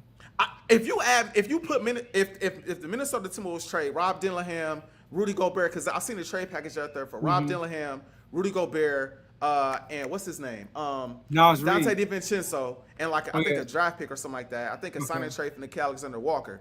and you bring in Kevin Durant to pair with Anthony Edwards, you keep Jaden McDaniels, you keep Nas Reed, and you keep Julius Randle, they not get to the finals? No, they're giving up too much. How they giving up too much? They have a better chance. I think they would have a better chance than the Rockets would. I don't think so, bro. What? So look, I see what you're saying. If I'm the Rockets, I'm not making that move because I would have to give up my future to get KD. I won't do that. Right. Because I want my future to grow, and we got potential. But I mean, I get it, man. You know, Minnesota got to the Western Conference Finals 2 years in a row. I get it. You know, so we thinking KD get to the finals. They not beating OKC with KD. What? This is what I'm gonna say. First off, they not. If he go to the Rockets dang sure ain't beating OKC. We know that. That's a fact. But what I'm getting at is if we look at KD's career, where did he perform best? How did he win his championships? Somebody tell me.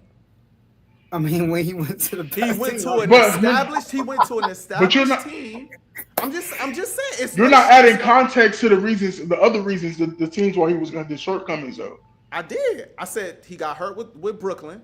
The situation with Kyrie got hurt and James Harden wasn't 100%. I thought that was his best chance outside of That was the best chance, yeah. So I think that was stop nobody. I think that was his best chance. I agree with y'all on the Phoenix defensive standpoint. They need to be better defensively. I agree with that. But go ahead, Ant. Go ahead. Every team that he had since that second round team, they always started off strong where they was either the first or second seed until he got hurt. You're not adding that. It's just you act like he was just trash. No, I'm not saying. So can I ask you something though? So given that fact that you just made, wouldn't you then say he's probably best on the team where he's not the guy that's asked to carry the offense? No, I get what you're saying though, but the way you're making it seem is coming off as disrespect instead of context. It's reasons his body is failing him for sure. Now I get that he's not the number one option, right? But let's not think. Let's say it's like a skill issue or he's just what I'm saying. He ain't got it no more. I'm saying to be a guy. I started this by saying to be a guy that can carry an offense, deliver a team from the first round to the NBA Finals is a lot of any of these guys. LeBron, Steph, which is like in his class, the Olympic team, the big three was him, LeBron, and Steph. It's a lot to ask any of those guys at this stage of their career to go to a team in their first or second season and get them from the first round to the NBA Finals. I think it would make them better, no doubt. I'm not saying that KD wouldn't make a team better. Like you said, he's the perfect guy to plug and play. But I'm just saying, if I'm a team that's already on the cusp, I'm more inclined to say, hey, we right there. I don't have to give up a ton of young assets. In the case of Minnesota, their young assets are not Rudy Gobert, and Nick Alexander is one of them for sure. But he's gonna go. He's gonna leave anyway.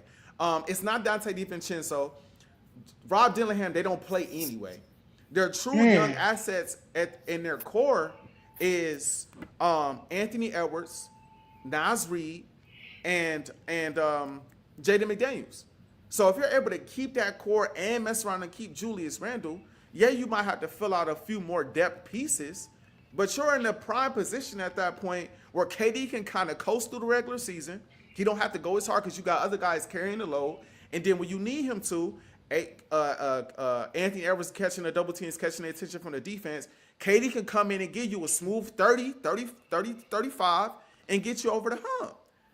If I'm an organization, that's what I'm looking at. I can't ask 37-year-old KD to come carry, bro. It's not gonna work. Health reasons. And just at this point in his career, I don't think that's him right now. See, my thing is, I'm gonna tell you right now, if KD, by the way, the pace is up by 11, as you at the free throw line. If KD goes to Houston, they could be anybody's head for probably OKC. I don't think so, bro. Because look, I don't think so. Because look, you're saying he has to carry. I don't think he has to carry. Being there release pressure of every. First of all, Twin gonna get better. Okay. He gonna get better. He gonna take a leap next year. For sure. He gonna take a leap. You know, I gotta see who they gotta give up. I gotta see who they gotta give up for that though. Sengun is gonna get better. They might give up Jalen Green. Go, get good riddance. Get out of here. We don't want you anyway. So if KD, Facts. dang, bro, like the paces are on Indiana's fire. starting to run away a little bit. Okay, see, playing like the decision making is terrible right now. Yeah. Yeah. Look at these SGA got shots. too many turnovers. Yeah. He got too many turnovers. Oh, it's timeout. Okay, cool. Let me check the Yep. stats real quick. I want to know how many threes they hit. Every time I look up, they hit a three. So okay, so where do you think he's going to go? I think the Suns just declined a package from Minnesota. the Spurs, I think as well. Oh, So I I can don't see know. I don't. Here's the thing though, and look, OKC said they said that not OKC, dang. Minnesota said, yeah, KD gave us his preferred destination, but we're going to trade him to the best package. Right. And so far, they said Minnesota is showing the the most best aggressive. hand so far. Minnesota giving them the best package. So if Minnesota is willing to pull the trigger without KD wanting to be there, they're going to send to Minnesota. But he don't want to. Who did Minnesota give up? It was Rob Dillingham. It was Rob Dillingham. It was Dante DiVincenzo, Rudy Gobert, and I think a signing trade when they killed Alexander Walker. Something like that. Woo! Something along them lines. Dang, that's a lot. Yeah, because he a free Well, a agent. lot of right. Nikhil already gonna leave, so we know Nikhil already up out of there. Go to OKC to kill. What was that? That's crazy. Oh yeah. That's crazy. Go with your cousin. Hey, but that would be crazy. But Nikhil already is getting ready to leave, so we know that's a thing. They need to get rid of Rudy anyway. For sure. That's been a For thing. sure. Like they need to get rid of Rudy anyway. Dante, it would kind of suck giving up Dante, but you get in a bucket getter back in KD. And I forget what was Rob Dillingham. You already don't play him. But this year too, Rob, though. I get that. He learned a lot, bro. That's the toughest one. That's the toughest one to give up out of the whole package in my opinion. Y'all gotta keep Rob because y'all got an old Mike Conley who can't make a shot. That's true. He was a lottery pick too, man. Like what the world y'all doing? Mike Conley can't make a shot for them. He can't. Bro, I was watching the playoffs. Mike Conley didn't produce anything positive for them. Yeah. Give Rob them minutes. I agree. I think they should have been playing Rob throughout the season. I've been on that. Like they need to give Rob minutes. But it's like since you didn't give him minutes and now you're in position now to potentially get KD, if KD wants to come to Minnesota, if I gotta give up Rob to get KD for the next 2 years and I feel like I got a shot to win the championship, I'm doing it. I mean, my thing is this, man. Do you want a long teams like teams like the Rockets, Minnesota?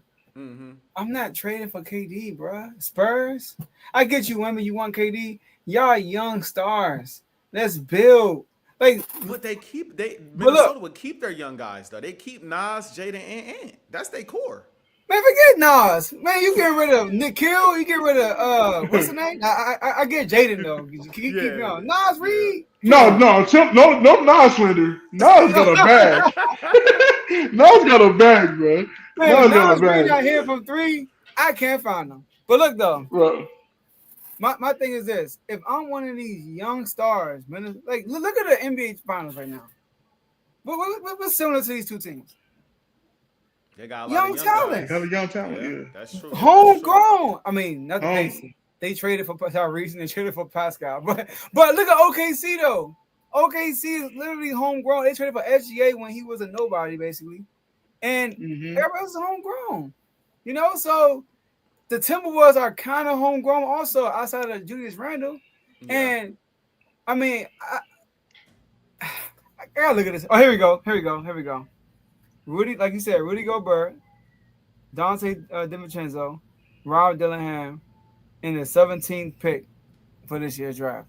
Bro, that's do that, bro. Come on, bro. Do it, bro. Come on, bro. What?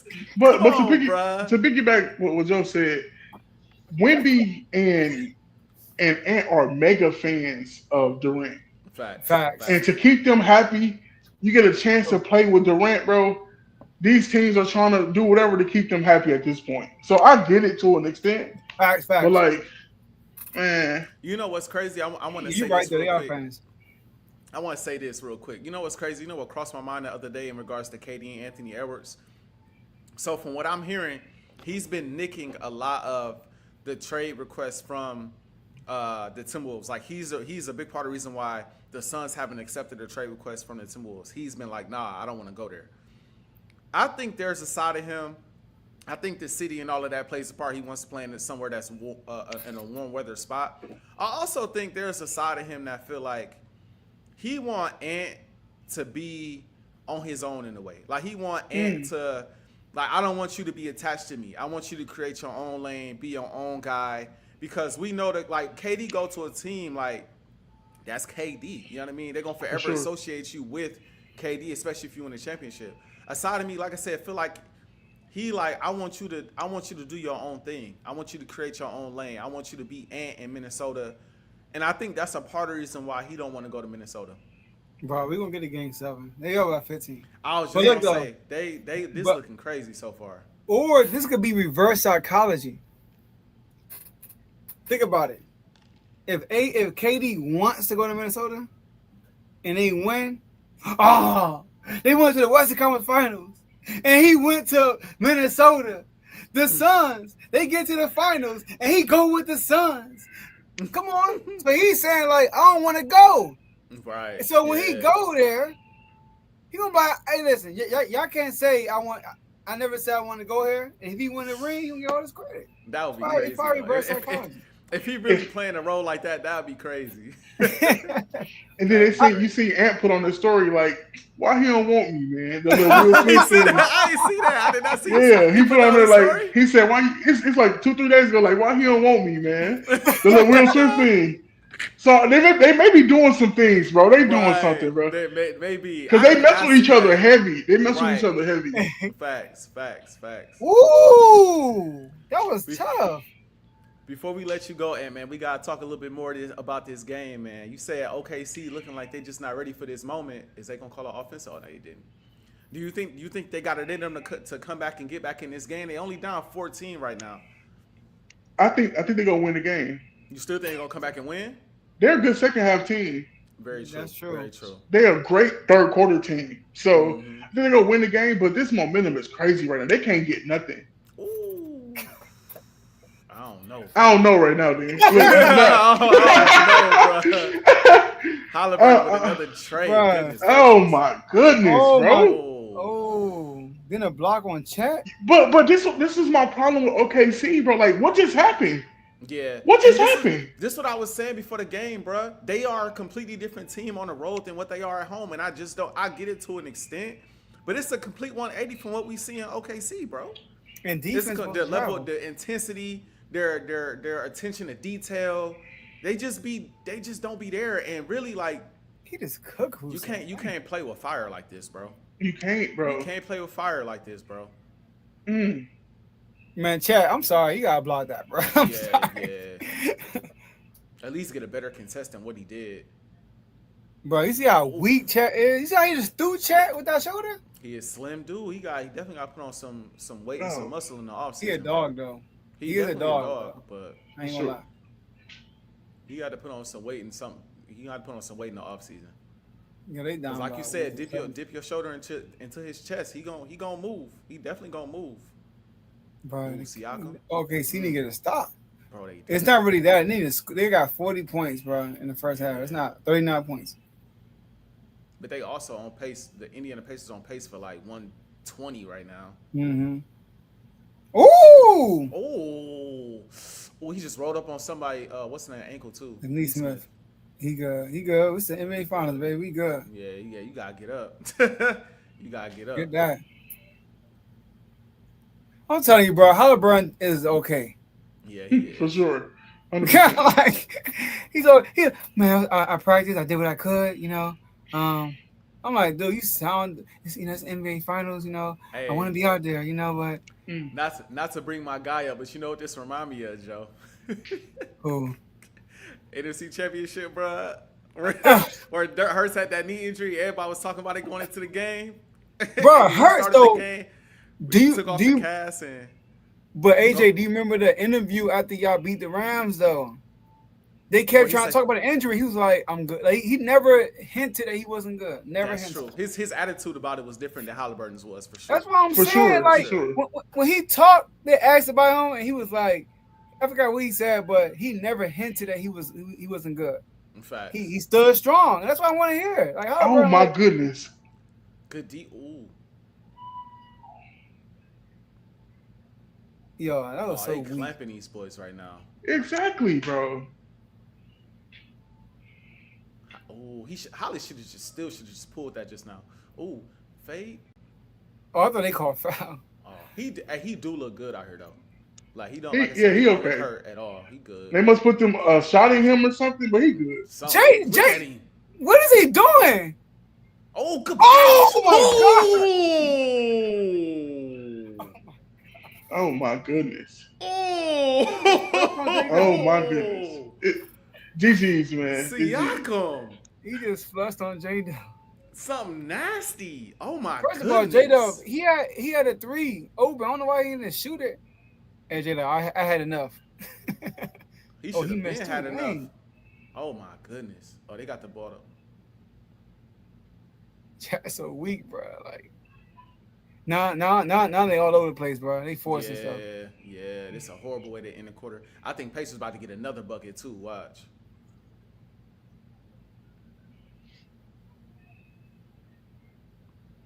Bucket. What I tell y'all? What I tell y'all? Goodness gracious. Yeah, about 22. I'm gonna hear the Bully crowd. I'm season. sorry, y'all. Hold on. Sheesh. Bro, you know OKC win, they're gonna show this part, right? Everybody Yeah. celebrating like they won. Mm-hmm. But now the Pacers, they got everybody there. Ron Artis. It was Steve Mhm. Jackson at. They got Lance Stevenson. They got This Mark is Jackson. Mark, he out there too? Yep. This is definitely a maturity moment, man. This is a one game away from winning the NBA Finals. You can't play like this. Come on, man. You can't play like this, bro. And All right, rely on going home game 7. Like, you can't do that. All right, look, a report came out real quick. Let's like, and you got another commercial with us? You good? Oh, yeah, I'm chilling. All right, so look, a report just came out just now. Did this just come out, or this is old? I'm sorry, y'all. I think this is old. Never mind. About 76ers. They're gonna run it back with PG, Tyrese, and Joel Embiid. Waste of time, if you ask me. I think they should even give up on Embiid. I know y'all stuck on this the process stuff, and y'all loyal to that process. But man, I don't. I think they should just build around Maxey. Yeah. Maxey. See, it's crazy because Joel Embiid, it's like one of them things when you're dumb, son. Oh, you stupid. But see the thing about Embiid, hold on, here we go. You're done, son. You're done. Son. But one thing about Embiid is that if you a Sixers fan, I feel you. Because you watching like, dog, he a monster. For sure. But he just never healthy. He be cooking in the playoffs, he be injured every time. When they played the Knicks and he was averaging like 38, 37, he was hurt. He couldn't even like move for real. He was still averaging 35. So like your mindset is like, if he just get healthy 1 year, we can win it all. He just can't stay healthy.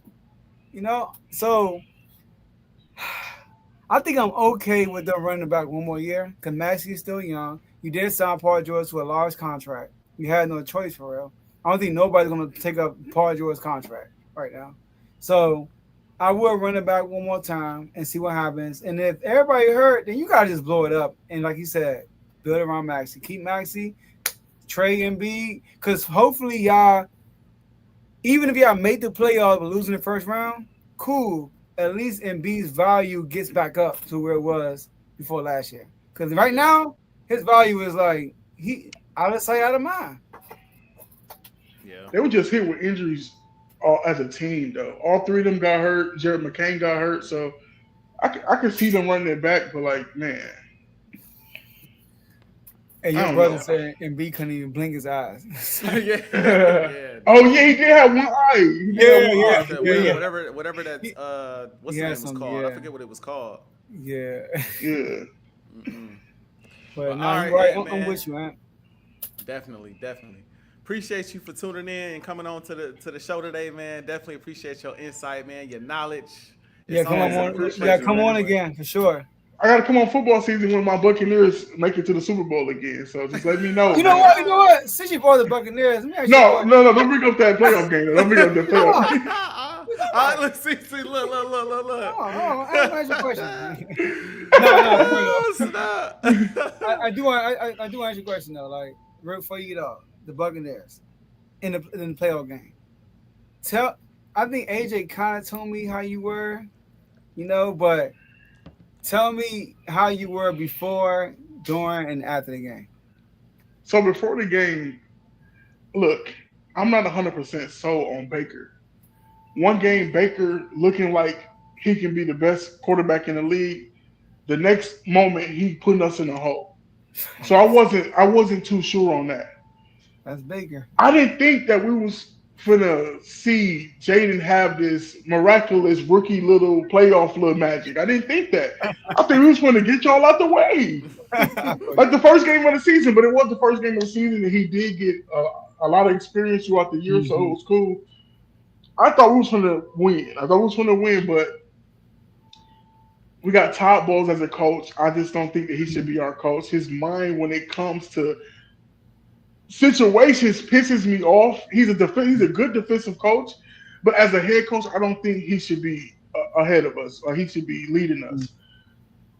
At the end of the game, I just was like, bro, just put us out of our misery. Let's get this year over with. And let's, Chris Godwin got hurt. We got, you know what I'm saying? Let's just get this year over with. Let's move forward. And I feel like we drafted well. We got some good receivers. I wish we would have got Jair because we need a cornerback so bad. Oh my goodness, we need some quarterback so bad.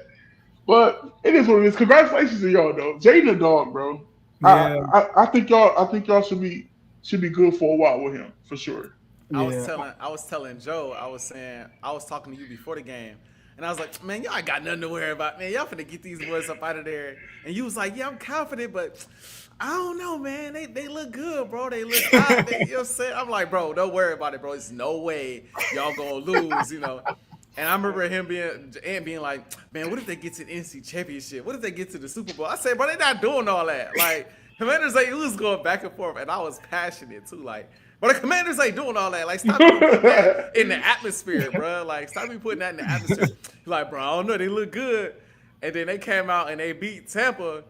And I texted him, like, bro, I don't even know what to say. And just like, bro, just leave me alone, bro. Just give me a minute, bro. Like, just give me a minute, G. I'm like, yeah, I feel you, bro. I can't even really, It's no crazy. way they beat Detroit. But then I think we was both, in a way, kind of not sold on Detroit, though. For sure. Like, All we season. lose, I still picked Detroit to win, but I also was like, I wouldn't be crazy shocked, and I still ended up being shocked that they won. But It's how we won. It's crazy. It's how y'all won. Exactly. That's what it was. It was how y'all won that shocked me the most.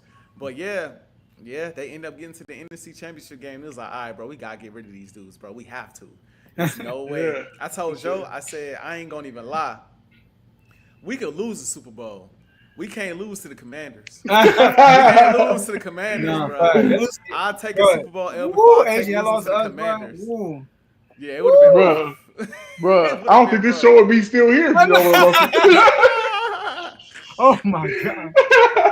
For sure, but also I do want to say this. It's crazy because in that game, like you said, there were moments in that game when y'all should have won. Number one, the unforced turnover by Baker, like you mentioned, and number two, on second down. This is when y'all kicked that last field goal.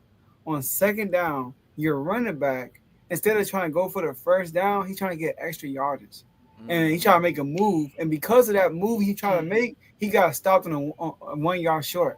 And then on third down, your center hiked the ball, but nobody moved on the offensive line, and then we got to the backfield easy and got y'all. So like those two plays right there Because if y'all would have got the first down, y'all could have got a touchdown. And it would have, like, because our defense, we really couldn't stop y'all for real. Like, y'all were moving the ball. Y'all couldn't stop us either, you know, my man. But then, look, I do got to say this, though. I forgot that linebacker name.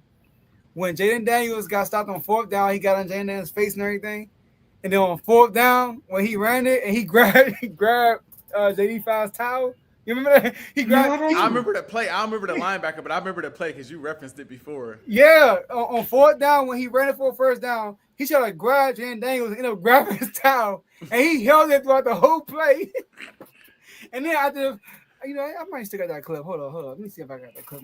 Oh, you putting up clips? Right. Oh, you putting up clips? Man, that's crazy. I gotta relive this again. That is crazy. Oh, I deleted it. I ain't got no more. I deleted it. Okay, I ain't got no more. Okay, it's deleted. That's crazy work. It's deleted. Dang, which I had it. God. Hold on. What? Dang, it's deleted. Dang. But he grabbed the towel and he held it the whole play. And once he got the first down, got tackled, he slammed the towel on the ground. but no, though. I like Baker though, man. Baker is I like Baker too. But I'm with you. He's a roller coaster, but he's a leader, man. I'm not gonna lie. Like I was on Baker when I first started talking online. I was killing Baker. Like, but he proved me wrong. He said right. Every time I get behind him though, he give me a reason to not have faith in him. Yeah. Like if I say we're gonna lose, he gonna have a great game. But if I'm confident, like when we went against Baltimore, them two interceptions he threw in the first quarter, I'm like, bro, what is happening here, bro? Yeah, what's happening? So it's just like, man, I think we're gonna have a good season though. I think Tampa Bay gonna be really good this season. But man, Baker be killing me, bro. He be stressing me out. Hey. You got Philly out that joke. Hey. Hey, do it again this year, though. Do it again. I got you. We definitely gotta go to Tampa Bay again, bro. To play. I'm so sick of playing y'all in Tampa Bay in that heat, bro. Yeah, for sure. Golly, bro. It is what it is. Hopefully AJ healthy this game. I know. Because that's the fact that when AJ not out there, it's a loss. Y'all ain't had him or Devontae. Bro, we didn't have him, Devontae, or I think Lane. He didn't play in that game either. Lane Johnson. Yeah, so did it. Yeah, right. I'm like, bro, it's gonna be a long day. Bro, I got blown. It was crazy. And I wasn't trying to count that dub, but in my head, I'm like, man, a dub is a dub. A win is a win. A win is a win. Yeah, at the when end last of the we day, got beaten them? Oh, y'all beat them in the regular season last year. It was 2 years ago. Yeah, we beat them in the regular season, and then they beat us in the playoffs that same year. But here's the thing, though. That game was a blessing in disguise, though. That game caused y'all to lean on Saquon more. Yeah, that's true. That's very true. That's very true. Even when our guys got back healthy, we started running the ball a lot more. Yeah, because y'all barely ran the ball with Saquon that game. I remember that. They kept trying to drop back with injured receivers. Oh. Yeah, man. Bro, getting mad all over again. That was a week 4 game. AJ still mad about that. I'm just saying, y'all won a Super Bowl, bro. Chill, bro. Chill. I'm just saying, bro. It just crossed my mind. I'm just picturing it again. Like, bro, y'all serious, bro? Man, dude. Yeah, that was crazy, bro. That was crazy. Man. But yeah, you got to come on again, man. Yeah. All right, man. I appreciate it, man. Y'all boys have a good show, man. Yes, sir. Appreciate you. Thanks for tuning in. Thanks for coming on, bro. Definitely. All right, bro. Yes, sir. All right, we got Carl up next. We got a wow. I just want to give a shout out to the audience, man. We got a whopping 278 people watching live with us right now, man. Thank y'all for tuning in. 280 watching the game with us. 280. Thank y'all for tuning in and watching the game with us, man. Thank y'all. We definitely appreciate it. It's literally going up. Every time I look at it, it's like up. It's getting higher. Crazy. Hopefully, we hit 300. So AJ, help us get to 300. But yeah, go ahead. My bad, Joe. I do want to ask you a question. I know 300 gonna come. Right. But the Lakers, man. They sold the franchise. The Bus family. They still gonna be. I heard this before. They said they're gonna be still involved. I heard Mark Cuban say the same thing, and Luka got traded. So I ain't listening to none of that stuff. But AJ, how you feel about that? The Bus family giving up the team like that? It was kind of shocking to me. It was shocking hearing that, in all honesty. I didn't think they would ever give up the Lakers, honestly. It's been a family business for forever, you know what I mean? And so I just thought they would they will hold on to that for as long as they possibly could. But I kind of understand, man. They're getting older. The family's getting older. You know, Jeannie, I'm sure she don't want the same exact role. I know she gonna play a similar role, but she don't want the same exact role that they had before. They don't want that pressure on them anymore. They getting too big. They sold it for $10 billion. You know what I mean? So it's not like they gonna, financially suffer from it. Somebody offer you $10 billion. It's kind of hard to turn that down, even if it's the family business. And I think I think the money that they got off that, because they bought it initially for, I think, $67.5 million, and they sold it for $10 billion. I think they came up like nine or something billion or something like that. So that come up is crazy. That return on investment is insane in itself. So I can't necessarily blame them. And I'm kind of excited for a fresh face, man. Honestly, I'm kind of excited for a fresh face. I saw Magic Johnson. I forget what the guy's name is, but I saw Magic Johnson endorse him as well. Say he's a great owner. He did some great things with the Dodgers. And so that's nice to hear as well. You know, him coming from an organization that already just won a championship with the Dodgers. Now you come into the Lakers. You in the city. You feel the pulse of the city. You know it's a championship city. You know what the expectations are. You see the banners and the trophies and things of that nature. And so it's not like he's a new guy coming in trying to shake things up too much. I think he's a guy that's just trying to continue that winning culture. So it was shocking. But two things that was the most important thing to me, not knowing who he was. We got an endorsement from Magic Johnson. And we got an endorsement from Luka Doncic. That was the two most important things to me. Magic supporting it and Luka coming out saying, I agree with the decision. I'm with the decision. And, you know what I'm saying, I'm looking forward to us building a culture that helps us win championships with an S. So that means Luka's re-signing and we in the business to win the championship. So facts. Not mad at it. Not mad at it at all. Shocked, but not mad. We'll bring Carl on when we hit 300. Okay, bet. But his name is Mark Walter. He, like you said, he owned the Dodgers. The Dodgers, what I like about this for y'all, AJ, is that the Dodgers have the highest payroll in baseball right now. The highest. They go get guys.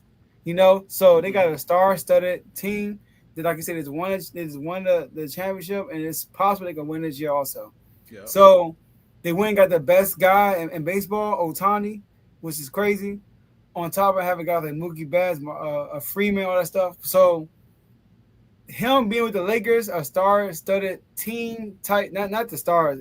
You got LeBron and Luka, but I'm talking about the name. That's a team that always attract these stars. I think that's going to be his incentive to build a brand up and win championship. Not just to build a brand up that have names, but build a championship. So I don't know how this will look for LeBron, to tell you the truth. Yeah. Going forward with new ownership in here. I mean, so, honestly, it's time for a fresh start. I don't care what LeBron think. We're going to get to him in a second, too. Yeah, I want to hear Carl. I want to hear Carl on this topic, on that next topic, too. Go ahead. Yeah, man. I don't care what he think. I don't care what he talking about right now. Brian, you on your way out the door. We starting fresh. We got some new faces in here. You know what I mean? How you feel about it is irrelevant at this point. I could care less, bro. Like, if it push him closer to retirement, so be it, man. Thank you for our championship. You know what I'm saying? I definitely appreciate our championship. I hold it near and dear to me. You know what I'm saying? I appreciate all the buckets he's given us, all the records he's set in the Laker uniform. You know what I'm saying? Honestly, I do think his jersey is going to hang from the Raptors just off the strength of he won a championship the same year Kobe died. So I think that's big for Laker Nation, big for the Laker legend. He won a championship here, so. What was that? He won a championship, so. Yeah, and again, the significance of winning said championship in the year that Kobe passed, I thought was huge. You know what I mean? So in the year, not only that, but you had so many things going on, just a lot of stuff going on that year in 2020. So, I think his jersey be retired. So we definitely appreciate him, but it's when it's time to move on, it's time to move on. Yeah. So the game is resumed. The next commercial, we would just bring Carl up. Next commercial break. How you feeling about this? We haven't said much about it so far. How you feeling about how this game is going right now with Indiana being up 64, as we see right now, 64-42? Well, these first 3 to 5 minutes of the second half is very crucial for OKC. Yep. It's very crucial. Indiana's on that halftime buzzer. Okay, he missed. Ooh. Good stop. There you go. Flopping Lou Dort. He's gonna try to draw. He definitely gonna try to draw that foul. But OKC has to make a run. Indiana's got all the momentum. They playing fast. OKC are the ones that's making the turnovers. And well, look at that. Almost one right there. Ooh, Dort, pass it. Come on, You better Luke, make you better it. hit that. Oh my goodness. Terrible. But yeah, like they being careless with the ball. Indiana's a step faster than OKC right now, and they're hitting from three. Yep. So it's just a lot going on for Indiana right now. The Pacers, like we said before, they came out slow, but they playing with a sense of desperation. Yes. They're playing like a team that still believes they are the better team and that they can win this series. Obviously, they playing like the team that is at home. And OKC, in all honesty, outside of the early start, they playing like a team that's like, we got Game 7 at the crib. That's the vibe I'm getting, bro. We got Game 7 at home. And again, like I said, you can't play. This is the thing.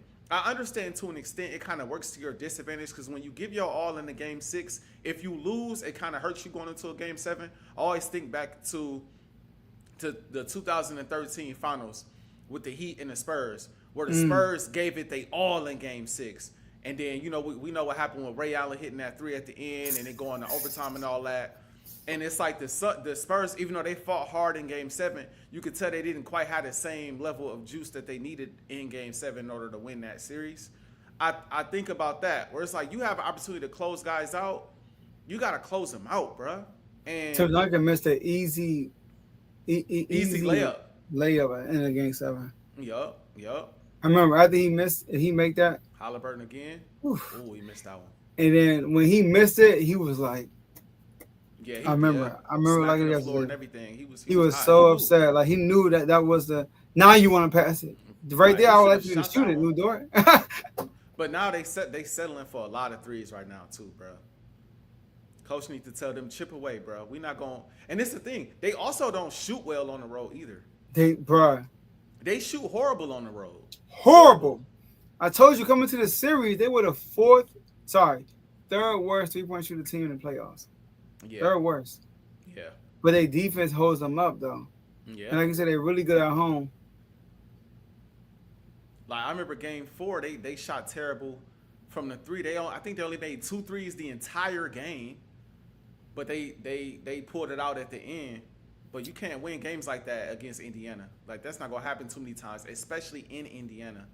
And from what I seen, quick look at the numbers. From what I seen, it's really only SGA and Jalen Williams that's doing anything right now. Yeah, it's just them right now. And Lou Dort had some key threes, and Caruso had some games too. He had 2 good block, but OKC getting stopped, but they're not scoring right now. Facts. Score is still a 22-point lead. About to say Caruso. All right, Jay, you want to? I'm trying to. There we go. Bang, got it.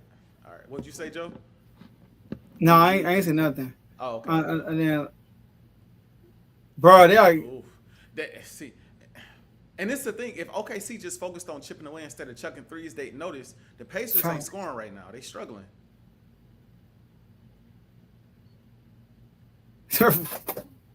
Your referees. Even though Caruso did attack the basket and get swatted like a possession or so before. Yeah, he did. That's all in chat. Yo, Neesman be flopping too. He do. He's shooting now. Oh, he should have shot that. No, I like that pass. Not gonna lie. Because Neymar was wide open. He was.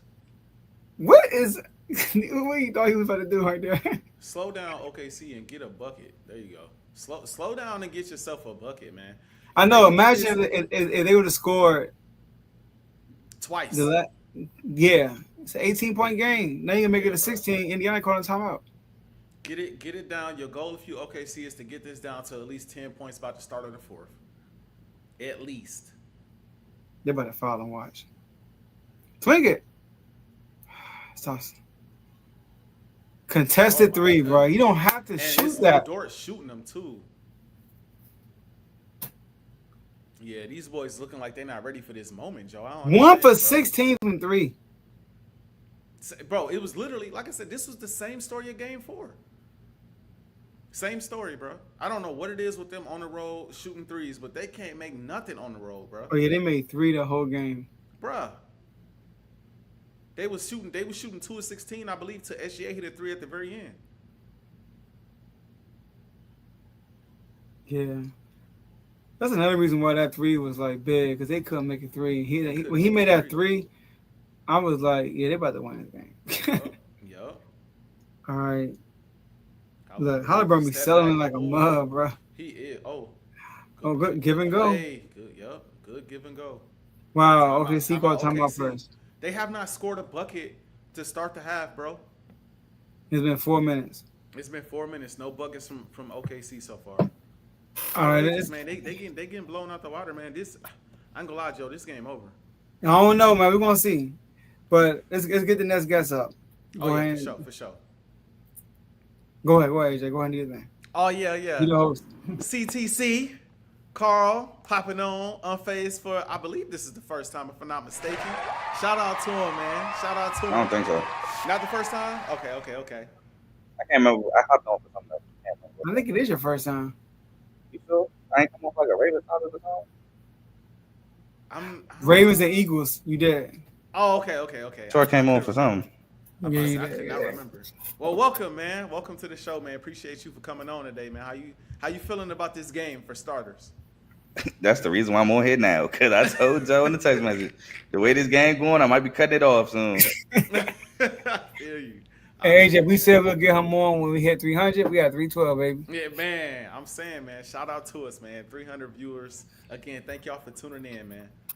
Even through a blowout. I probably won't watch this more than this blowout right now. Especially with OKC fan. Nah, you know, my Tigers side full bottom of the ninth. We had a rain delay, but, we going for the sweep. Who y'all playing? Oh, yeah. Pirates. Yeah. I feel that. So did you have, I don't know if I heard your prediction, did you have OKC winning this series or did you pick the Pacers? No, I had OKC in 5. I was wrong. Okay. Do you feel like if they lose this game, they in trouble in game 7, or are you still confident they'll pull away with the series? No, not Unfazed, on R12 show, y'all type in every Tuesday and Friday. On the R12 main show, I said even if they win game 6, OKC still got a game 7 at the crib. And that's why I said the series was over before tonight. That's fair. That's definitely fair. So Carl, before we get to your question, I want to talk about another question first. And I'm going to start with AJ. LeBron came out and they asked him about championship culture.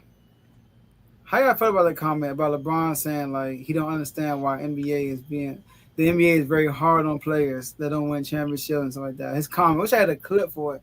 But AJ, what's your feedback on that? This is why a side of me does not like more players on podcasts, bro. It's because I feel like sometimes they don't want to keep it a buck. They don't want to keep it real, bro. And I feel like a lot of times they try to not coddle. I don't think that's the right word. But they try to oh, this guy's a good player. He didn't win a championship, so you can't diminish what he did, and you can't say he's not great because he didn't win a championship. LeBron, you as well as everybody else knows that there is levels to sports. It's as simple as that, especially when you're a superstar player. Him bringing up Steve Nash and Charles Barkley and stuff like that, you can't tell me those aren't great players. Nobody said those aren't great players. But you ain't putting Steve Nash in the same breath as you putting Isaiah Thomas. You're not doing that. You're not putting him in the same breath as you putting Magic Johnson. You're not putting Barkley really in the same breath after KG won a championship as KG. You're not putting him in the same breath with Shaquille O'Neal and guys like that. There's levels to this. And it's the ultimate separator in sports, especially when you're a superstar. And most of these superstars have been in positions to go win championships. You know what stopped Steve Nash? Another champion in Kobe Bryant.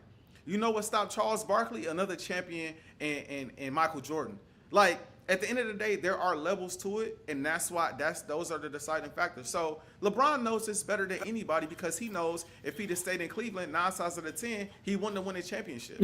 So what did he do? He went to Miami in search of trying to win a championship. Then he went back to Cleveland to build on that resume even more to try to win a championship. And so I just don't understand him being who he is, him wanting to be the GOAT. He already said, it's funny coming from LeBron because LeBron said himself, Mm.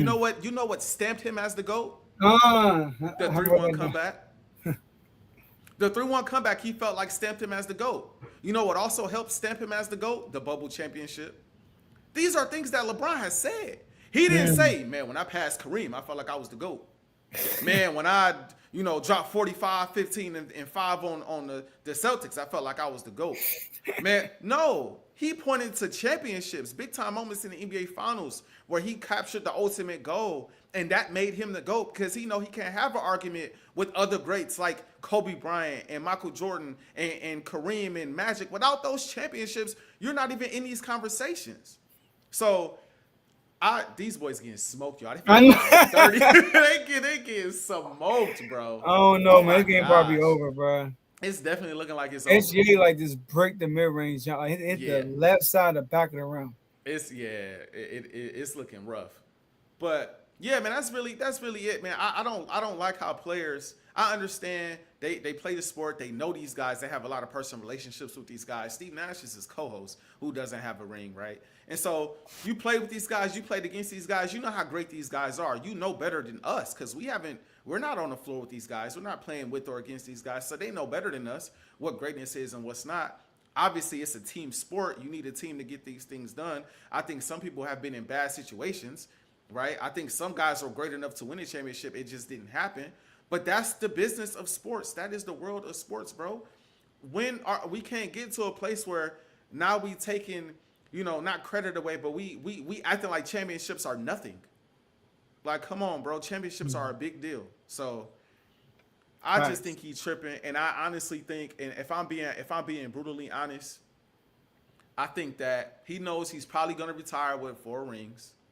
He knows it's not more than Michael Jordan, and he want to put this out there so that when you make the case for him, like, I'm a champion. I didn't win as much as Michael Jordan, but look at everything else I accomplished. I don't think LeBron would be saying this if he was also a 6-time champion. I don't think LeBron would be saying this if they didn't underachieve this year in the playoffs. I don't think he will be saying this. But seeing as though he's stuck at 4, Kobe has more than him. What's the name has more than him? Michael Jordan has more than him. Kareem has more than him. Magic has more than him. Now it's I don't know where this ring culture came from. Bro, you serious? You serious? I guess, man. He's still my GOAT, though. I just want to say, I know Tyler probably still here listening, probably recording everything I'm saying. My older brother. He's still my GOAT, though. I just don't like what he be saying from time to time. I can't get with it. What do you think, Carl? Here's my honest thoughts. First of all, AJ stole my point about the whole Golden State Warriors thing because I was definitely bringing that up. But here's my thoughts. I agree with what a lot of AJ is saying, but I think I understand what LeBron meant. A lot of the ring culture today is, if you ain't in the ring, you sucked for real. Like, were you even good? You trash. Like, you couldn't get a championship. I think that was more so what he was talking to. Now, I do think that LeBron, if he was a 6-time champion or 7 and had more than like Jordan and Magic, Kobe, and wasn't tied with Steph, I think he might not have said that. I do agree with AJ on that. But a lot of people in today's game, they make it seem like if you don't get a ring, like, you're not even worth talking about. Like, you weren't good. Like, I feel like Dame falls in that category of people who are like, well, Dame ain't get a ring. Was he good? Like, yeah, he was good. He was really good. He just couldn't get a ring. Like Chris Paul, he don't got a ring. He's the point guard. He like that. Jason Kidd got a ring in 2011 with the Mavs, but if he wouldn't have, I don't think. I mean, yeah, it changed the conversation because now he got a ring. But let's just say he didn't. I don't think the conversation changes too much more on how good of a player Jason Kidd was. So I think it's just more so in the aspect of people like acting like if you don't win a ring, like you didn't really do nothing. Like, no. Yes, you want to win a championship. At the end of the day, that's the main goal. But it is hard to win a championship.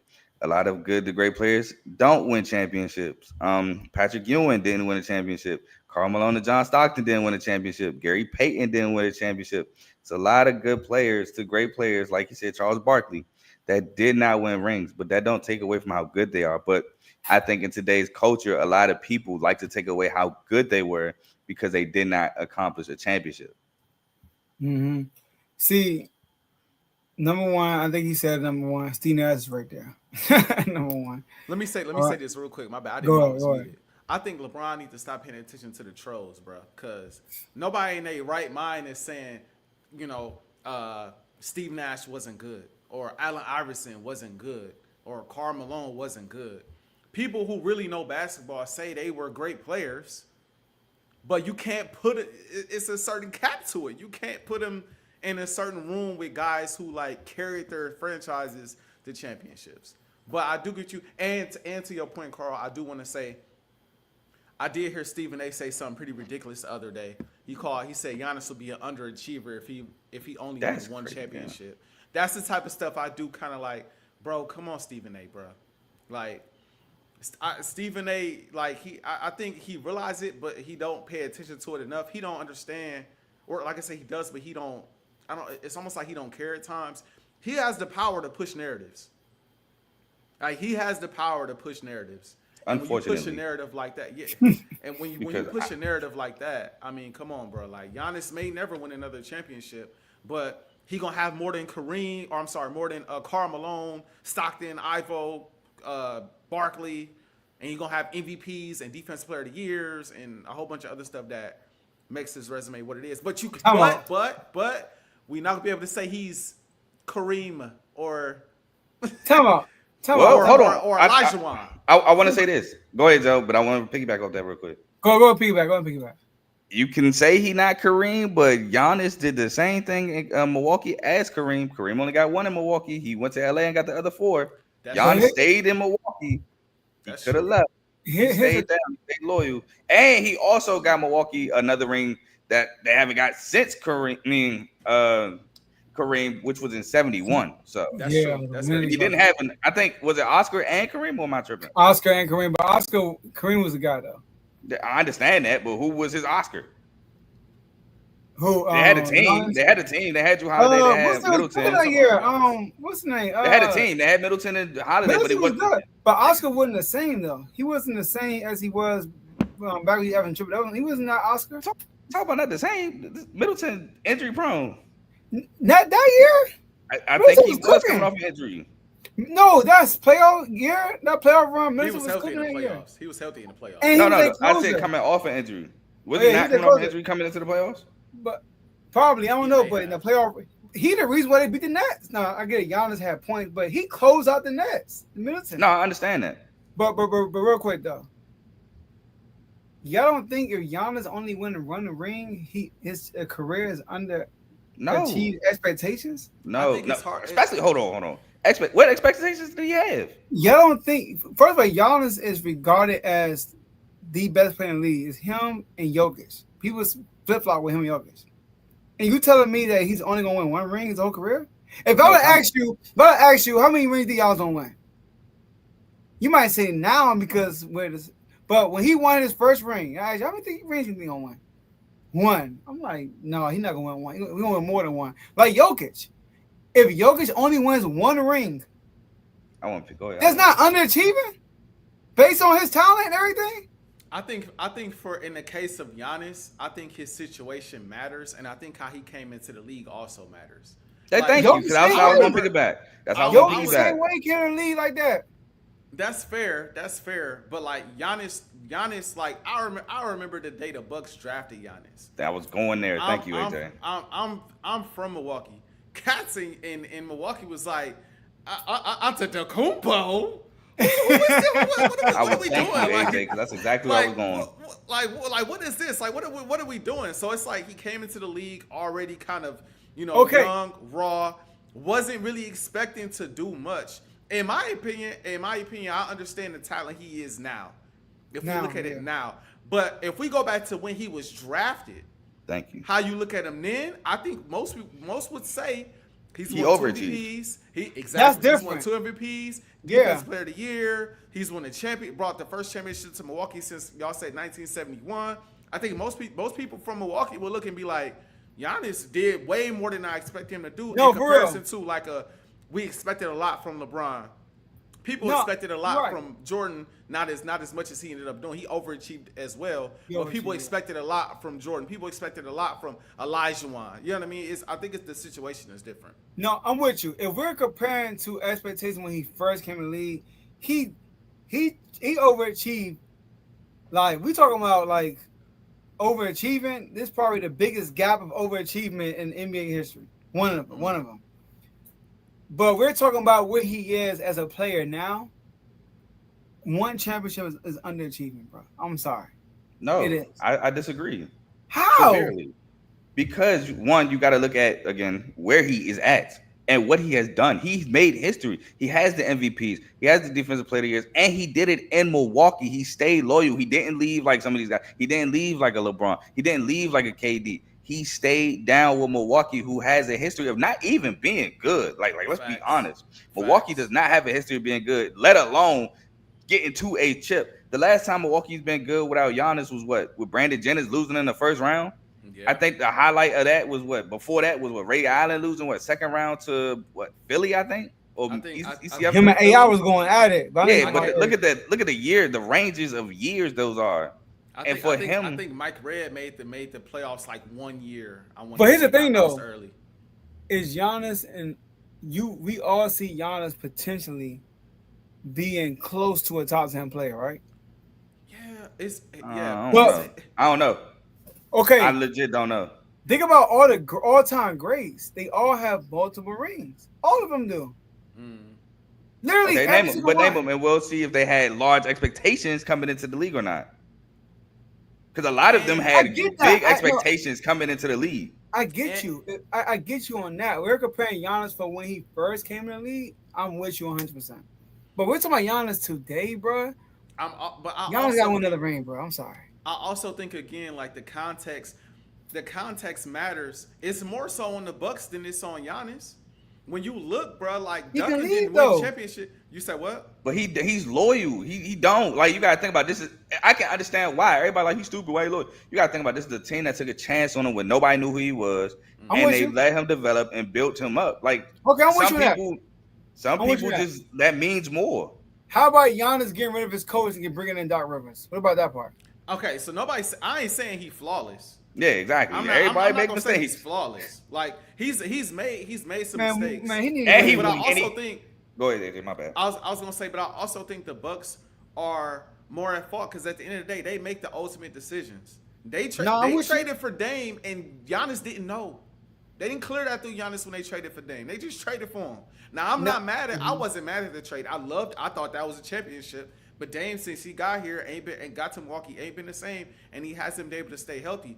A lot of the bigs that we've seen win championships, bro, they had established teams, and the teams did a great job of building those number twos, those number threes around those guys. Giannis, as you said before, I don't look at Giannis in the playoffs and be like, they lost because of Giannis. Facts. Giannis go out there and give you 35 and 15, 40 and 15, and they still lose by 10. And it's like, what happened? Well, Middleton didn't finish the game, or Dame is hurt, or Achilles. Somebody else got hurt, or they got outran, or it's never they lost because Giannis didn't play well. And so for that position, like you don't have as much control over the game, in my opinion, as a point guard, a small forward, a shooting guard. Those bigs, Tim Duncan, he needed Tony Parker, Manu Ginobili. You know what I'm saying? Shaq needed Kobe. Right, like a lot of these big time bigs that's won championships in his position, they've needed those solid organizations and those solid number 2 and sometimes even number 3 guys to help them win. And I don't think Giannis, outside of the year where they had Middleton, and keep in mind a lot of guys was hurt on their road to that championship. So you can make an argument that team wasn't even that good for real, right? But at the end of the day, like they have not built a foundation. I believe right now is good enough to win. With him, his averages in that series against the Pacers was unreal, bro. He was dominating, but nobody else came with him.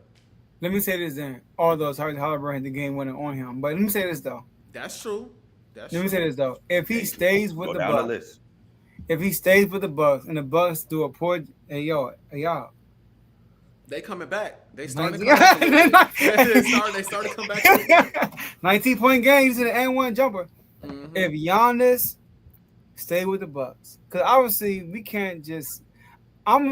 When I say he's underachieving, I'm assuming that he will be in position to win again. There's Okay. no way. I feel like he won't be in position for the rest of his career to win again. Are we serious? So, but if we look at every year for the rest of his career, looking like this year, kind of, I get y'all on that. But it's like Jokic. Jokic had a slow start, but now he's Jokic, right? If Jokic don't win again, I'm shocked. I'm literally shocked, especially nowadays in the NBA when every year it's a different winner. Everybody winning every other year. So I do understand that a little bit, but I do get what y'all coming from. But I do want to move on though. I wanted to piggyback off the whole because you try to Oh, tie go in ahead, the go coach firing to loyalty. First of all, I don't even know if he hired that coach. Secondly, loyalty, he wasn't even okay. So where's the loyalty he owes to the coach if he ain't even hire him? No, I ain't saying loyalty, but he wanted him fired though. It was Okay, his but you decision. brought that up when we said that Giannis is loyal. He don't No, owe no, bro no. no loyalty. I brought it up because we're blaming the Bucks for their decision making. But I'm like, yo, Giannis wanted the coach fired, and then when they brought in Doc Rivers, we knew they were doomed. Yeah, we did. But I mean, again, Especially you, Carl. Carl was like, you got called Doc it Rivers. immediately. I said I'm out. But I mean, bruh, he tried to do what he thought was best for the team. You can't knock him for it. I can knock him for it because I knew it was a wrap. But he still had the team in mind when he made that decision. It was just a bad decision. Hey, Ty, my bad, man. My bad, Ty. My bad, Ty. All right, so look, Carl. You talking about my Tyler? You talking about my Tyler? Your brother. Yeah, my bad, bro. My bad. He in the background like, y'all, take it I easy know. on y'all. They said, take it easy. Carl, man. Jair. You see the name? Hold on. I gotta take it all. Hold on. Take the comments off real quick. Hold on. For any confusion, I'll explain the name if any confusion is involved. Oh, I already saw your name before you came on. Them birds. Hold on. Not your birds, AJ. That wasn't my name. No, Louisville. Yeah, my middle name is Lee, so that's why. Oh, okay. Louisville Lee. Okay. Okay. Old teammates. You know, every time I think about Lamar Jackson and Louisville, I think about that game when they played Clemson. Lit. Yeah, and the Was receiver James dropped the Staple? pass. James Staple, I think that was. And he said who? I think it was James Staple. Who dropped the pass, right? I think so. Was it for the touchdown or 2-point conversion? Nah, I think that was On 2-point conversion. No, it is a 2-point conversion, but I think it was I think he dropped the first down conversion actually. No, he shot a touchdown. One of the games it came down to converting the fourth down. Oh, I thought he shot in the end zone, but he dropped. It might be a different game we're talking about. Mark Andrews, like it was him and Deshaun Watson going move on. Let's relax. Okay. So Carl, Jair, man, hey, I like Jair a lot, and you called it, Carl. You've been saying this before the season was. You've been saying this for a while now about Jair going to the Ravens. Saying this is like almost like the Super Bowl or something like that.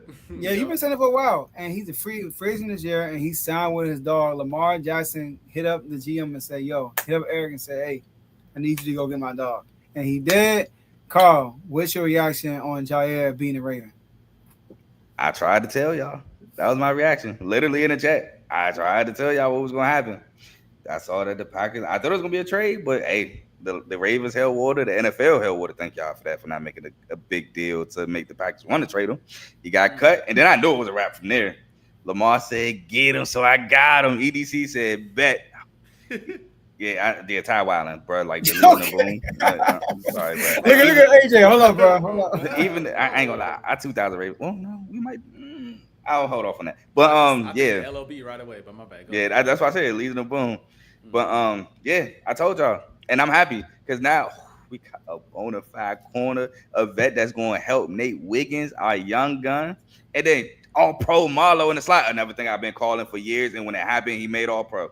So you mix that in with Kyle Hamilton, quarterback in the defense with Roquan, and then our young rookie and Malachi Starks, who was very coveted, to be honest. We might have the best secondary, or top 5 secondary, I should say. Because the Broncos secondary is very competitive. We'll have a top 5 secondary in the league. And honestly, that's been one of our weak points in our defense. Especially to start the year. Definitely cornerback play. B. Steve. Look, man. You were always in position, but you just had Eli Apple syndrome. Be in position, but can't make the play. You did really good the year before last, and then last year I don't know what happened. Good luck in New York. Good luck with the Jets, but yeah, that was an issue. We brought over Cheeto, who did well with the Bengals. I don't remember him doing much with the Titans, but now he's just a depth piece, which I'm very happy with. And we still got some young guns in that cornerback room in TJ Tampa. I'm excited to see how he looks. I told y'all, Jalen Amar Davis, I was never a fan. We're moving him to safety. Thank God. I just be knowing my corners. I'm sorry. But I feel you. Yeah, I'm excited. I can't wait. The defense should be really good. And now I just want to talk about EDC for a second. Okay. EDC this year, re-signed Bateman, re-signed Derrick Henry. He went and got a D-Hop, who D-Hop has been turning heads. He went and got Jai Alexander. And then he drafts Malachi Starks. Mike Green in the second round. What a steal. Man. Mark was sick. EDC is just he up there. He up there. A lot of people don't talk about him. I know how he gets a lot of talk, and much due respect, he does deserve a lot of the talk that he does get. Adam Peters, the last 2 years, what he's been doing, well, last off seasons, it ain't 2 full years yet, but these 2 off seasons. But go ahead. Well, yeah, that's he gonna get it done. I'm not worried. I should take a shot for all the shots he was taking, but he gonna get it done. So yeah, he's up there. I think he's one of the best GMs in the league. I think he's starting to get his respect that he deserves in EDC. So shout out to him. But I told y'all. Hey, before we rebuttal or respond to what you say, OKC looked like they were making a run. Yeah. And now Indiana's on a 9-0 run. Back to 27.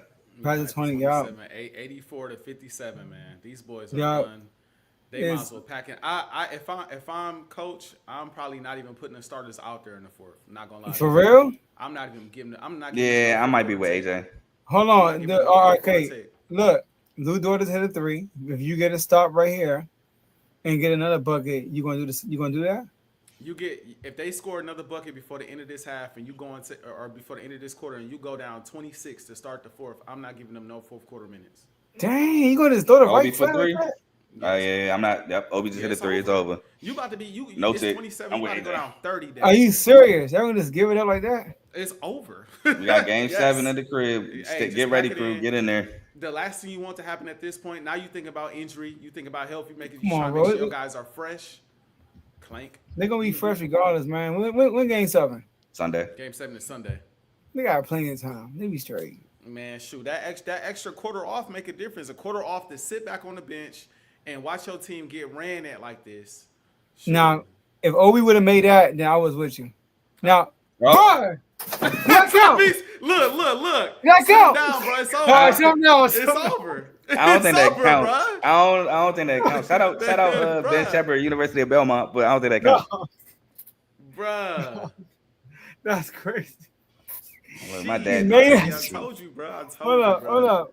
He definitely got that off, I think. I didn't think that counted. Oh, it counts. Oh. It counts. Oh, He got that my off with God, point one. bro. It counts. Sit Bro, him. Sit him down. It's over, with, bro. We got a game 7 in OKC. A game 7 for the right to go home with a championship, man. But real All the quick, people. Oh, this final's gonna suck. Nah, I Real- was one of them. real I'm not quick. gonna lie. I was one of them. the best DB room ever. Are y'all even the best DB room in the league right now? I just said probably not because the Broncos is competitive, and I like the Eagles DB room. Y'all gotta figure out that cornerback number 2 spot. Yeah. What about the Jets? I'm indifferent about Ringo. Come on, what? Hold on. Who number 1? For the Eagles? Is about us or Eagles? He's talking about the Eagles. Oh, dang. I think he's giving some props for a second. Nah. y'all He DB just room. wanted to throw the I mean, command. we got That's potential. what We got Marshall Lattimore. Yeah, we exactly. got- I'm about to say y'all DB room just gotta prove it. Y'all not really proving for real. Yeah, like nah, Trey I Amos feel not you. proving. Based on last year, we got Yeah. proven, but we got Yeah. potential. We got Yeah. we got Sandstrom still. We got And Marshall them Lattimore. just We got Amos. We brought in John Yeah. Johnson from the Patriots. We got a nice DB room too. Johnson. I We think gotta prove it though. We gotta prove it though. I still think Marshawn Lattimore, bro. I was about to say, yeah, Lattimore for sure gotta prove it. But you gotta realize He getting up was there. what he came to us though. That's what I'm But saying. He also, getting up there in age. What about the Jets? They just lost DJ Reed to the Lions and brought in Oh Brandon yeah, no, Stevens. you read. You're right. You're right. You're right. If You're you right. think I'm about to put a Justin in with Brandon Stevens, you No, heard no, what I no, just said you're about right. Brandon You're right. Stevens? No, you're right. Facts. You're right. Now I'm with the Broncos. The Broncos won though. Yeah. What about the Cowboys? Nah. I I will say though, if What Diggs like can, it's if that Diggs, safety play for it though. I was just gonna say, I still believe in Diggs. I still believe in Bland. Maybe so. I still believe in Deron Bland as well. He was hurt for most of the year last year. It's the safeties I'm kind of leery about. It's the safeties in that slot corner. I'm like, I don't know what they got there. I don't know what they got there. But nah, yeah, definitely on paper. If y'all rookie, turns out to be who we all think he's gonna be. Yeah, He's y'all can potentially have the versatile. best, huh? He's versatile. Yeah, Malachi y'all Starks can is very potentially be the versatile. best DB in the league. Yeah, fewest points through 3 quarters of the season, 60. Man, them This is a boys worst bad, game, too. y'all, in the whole Yeah. season. In the closeout game to win the whole championship. If you're an OKC fan, silver lining, I know that you shouldn't need any extra motivation for a game 7, but don't nothing motivate you more than getting blown out like this. On Nah, the you ain't road. lying. You know what I'm saying? So it's like not only is it game 7, but you coming off a loss, and OKC's undefeated coming off of L's. So Man, that's the they silver lining for OKC fans. Like and at you're not home they happy blow that you out. lost. Right. You're not happy with a loss for sure, especially in this situation with a chance to win the championship right now. But at the same time, hey, at least we got blown out. You should be even more hungry, more upset, and it's the championship on the line. At this point, you just gotta hope them boys don't choke because they shouldn't lose game 7, bro. They should not lose game 7, but we'll see. I do want to say, Carl, though, in regards to Jair Alexander, I love the pickup for y'all. I think it improves y'all secondary a ton. Because we know this, y'all secondary, at least for half of the season, the first half of the season, it was rough. It was rough. And that man, Jamar Chase, he made that case against me, against y'all, single-handedly, it seemed like. He always It does that, seemed bro. like, He always well, does like, that. yo, like, can somebody get in the way at least? Like, just get in the way, I beg of you. But what I will say is this, bro. One of the first things that came to mind after y'all made the move for Jair was, I hate to say it, but all right, Lamar, it's time to go get you one, bruh. Yeah. I ain't mad at It's you. time to go get you one, bruh. Like, I ain't mad at you. I know Chris ain't here to defend himself, but you know he and others always bring up, you know, in comparison to Jalen Hurts, and I'm not comparing the two, but Jalen Hurts got all this talent and so got all this talent. The Ravens, even though I still don't really like their receiver core that much, I still think they are good enough at this point to win the championship. And when you look back at the Ravens in the last few years in the playoffs, I don't think their defense has been the reason why they haven't been able to win. It's been the offense. Ooh. Whether it be, honestly, truthfully, when you go back and you look at the recent playoff losses. Nah, you're right. You're right. You know what I'm saying? And I'm not putting it, that's not all for Lamar. That's on Lamar. That's on the play calling. That's on Mark Andrews fumbling the ball, dropping passes. You know, it's a lot of blame to go Mark Andrews around, is trying but to the do defense the hasn't playoff. been the issue. It's been the offense. And so I'm looking at the defense like I expect the defense to be formidable, to get stops, to be a top 5 defense, especially if Jair can stay healthy. I expect y'all to be a top 5, to be an improved defense, maybe even top 5, maybe top 7, even if y'all didn't get Jair. I still think y'all defense would have been really good this year.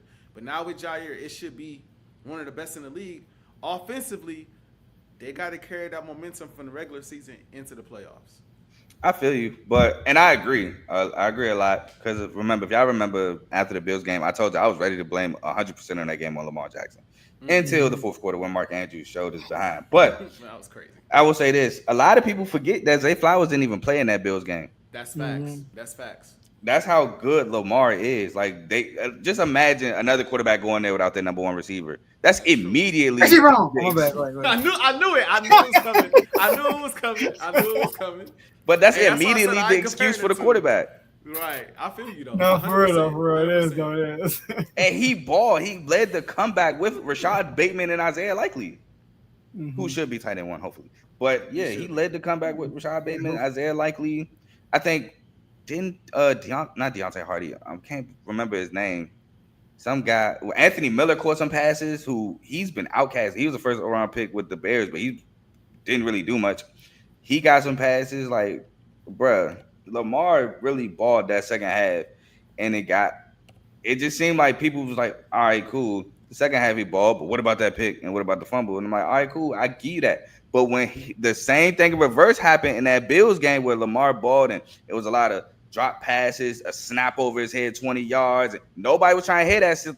Almost cursed. Almost hit. Nobody trying to hit that stuff. All they said was, but what about that pick in the third quarter? So it's like, dang, if the team mess up in the first half and then he trying to right the ship and then finally he messes up in the second half, it's like, oh, but what about that one mistake in the second half? But when he messes up in the first half, rights the wrong, and then somebody else messes up in the second half, mainly the fourth quarter, it's like, yeah, he did that in the fourth, but what about that first half, though? It's like, dang, my man can't win for losing, literally. No, facts. I agree. That's why I said offense. That's why I put the offense in totality. I want to put it all on Lamar because he did put y'all in position. Mark Andrews' fumble and his drop at the goal line was tough. And like I said, I understand, as a Hurts fan, when we lost the Super Bowl, a lot of people want to put it on him because, he had that fumble and that's won the game and how much they lose by. He gave away 7.